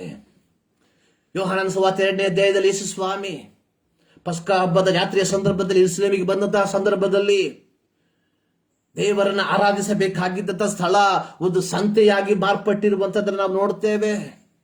ಯೇಸು ಸ್ವಾಮಿ ಆಲಯ ಅಭಿಮಾನದಿಂದ ಕೊರಡೆಯನ್ನ ಮಾಡಿ ಪಾರಿವಾಳಗಳನ್ನ, ಕುರಿಗಳನ್ನ ಎಲ್ಲವನ್ನ ಆತನು ಹೊರಹಾಕಿ, ನನ್ನ ಆಲಯವು ಪ್ರಾರ್ಥನಾಲಯವೆಂದು ಎಣಿಸಿಕೊಳ್ಳುವುದು, ನೀವು ಅದನ್ನು ಕಳ್ಳರ ಗವಿಯನ್ನಾಗಿ ಮಾಡಿದ್ದೀರಿ ಎಂಬುದಾಗಿ ಹೇಳ್ತಾ ಇದ್ದಾನೆ. ಅಲ್ಲಿ ಒಂದು ಶುಚೀಕರಣವನ್ನ ಮಾಡ್ತಾ ಇದ್ದಾನೆ. ಪ್ರಿಯರೇ, ಇವತ್ತು ನಮ್ಮ ಆಲಯಗಳು ಒಂದು ಕಳ್ಳರ ಗವಿಯಾಗಿ ಮಾರ್ಪಟ್ಟಿದೆ ಎನ್ನುವಂಥದ್ದು ನಗ್ನ ಸತ್ಯವಾಗಿದೆ. ನಮ್ಮ ಆಲಯಗಳು ಇಂದು ಕೇವಲ ಹಣವನ್ನ ಮಾಡುವುದಕ್ಕೆ ಇರುವಂತಹ ಒಂದು ಸಂಘವಾಗಿ ಮಾರ್ಪಟ್ಟಿದೆ. ಇದು ನಗ್ನ ಸತ್ಯವಾಗಿದೆ.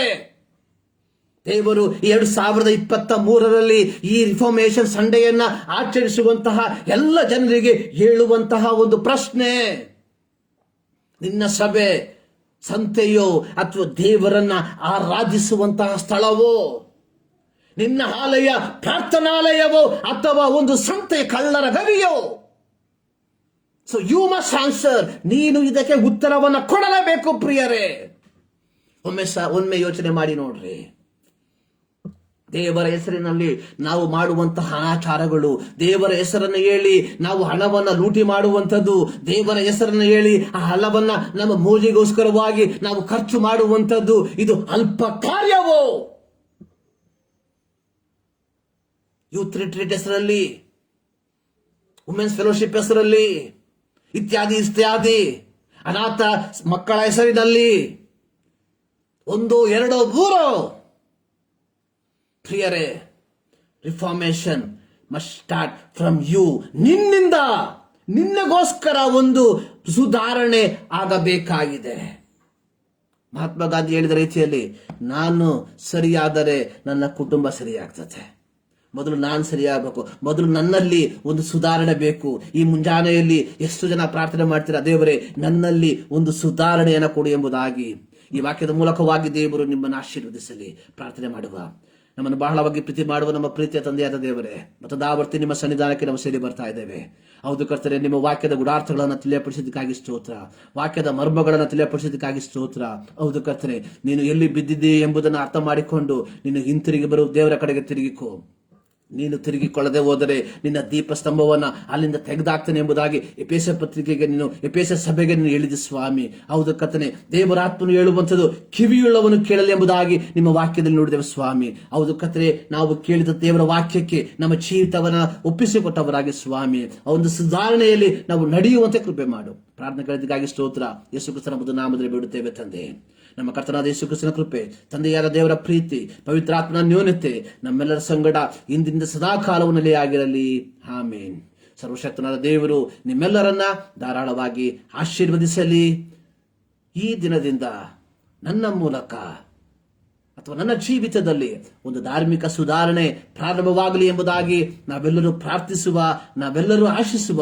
ಇದರ ಮೂಲಕವಾಗಿ ನಮ್ಮ ದೇಶದಲ್ಲಿ ಒಂದು ಧಾರ್ಮಿಕವಾದಂತಹ ಒಂದು ದೊಡ್ಡ ಬದಲಾವಣೆಯನ್ನು ನಾವು ಕಾಣುವ. ದೇವರು ನಿಮ್ಮೆಲ್ಲರನ್ನ ಧಾರಾಳವಾಗಿ ಆಶೀರ್ವದಿಸಲಿ.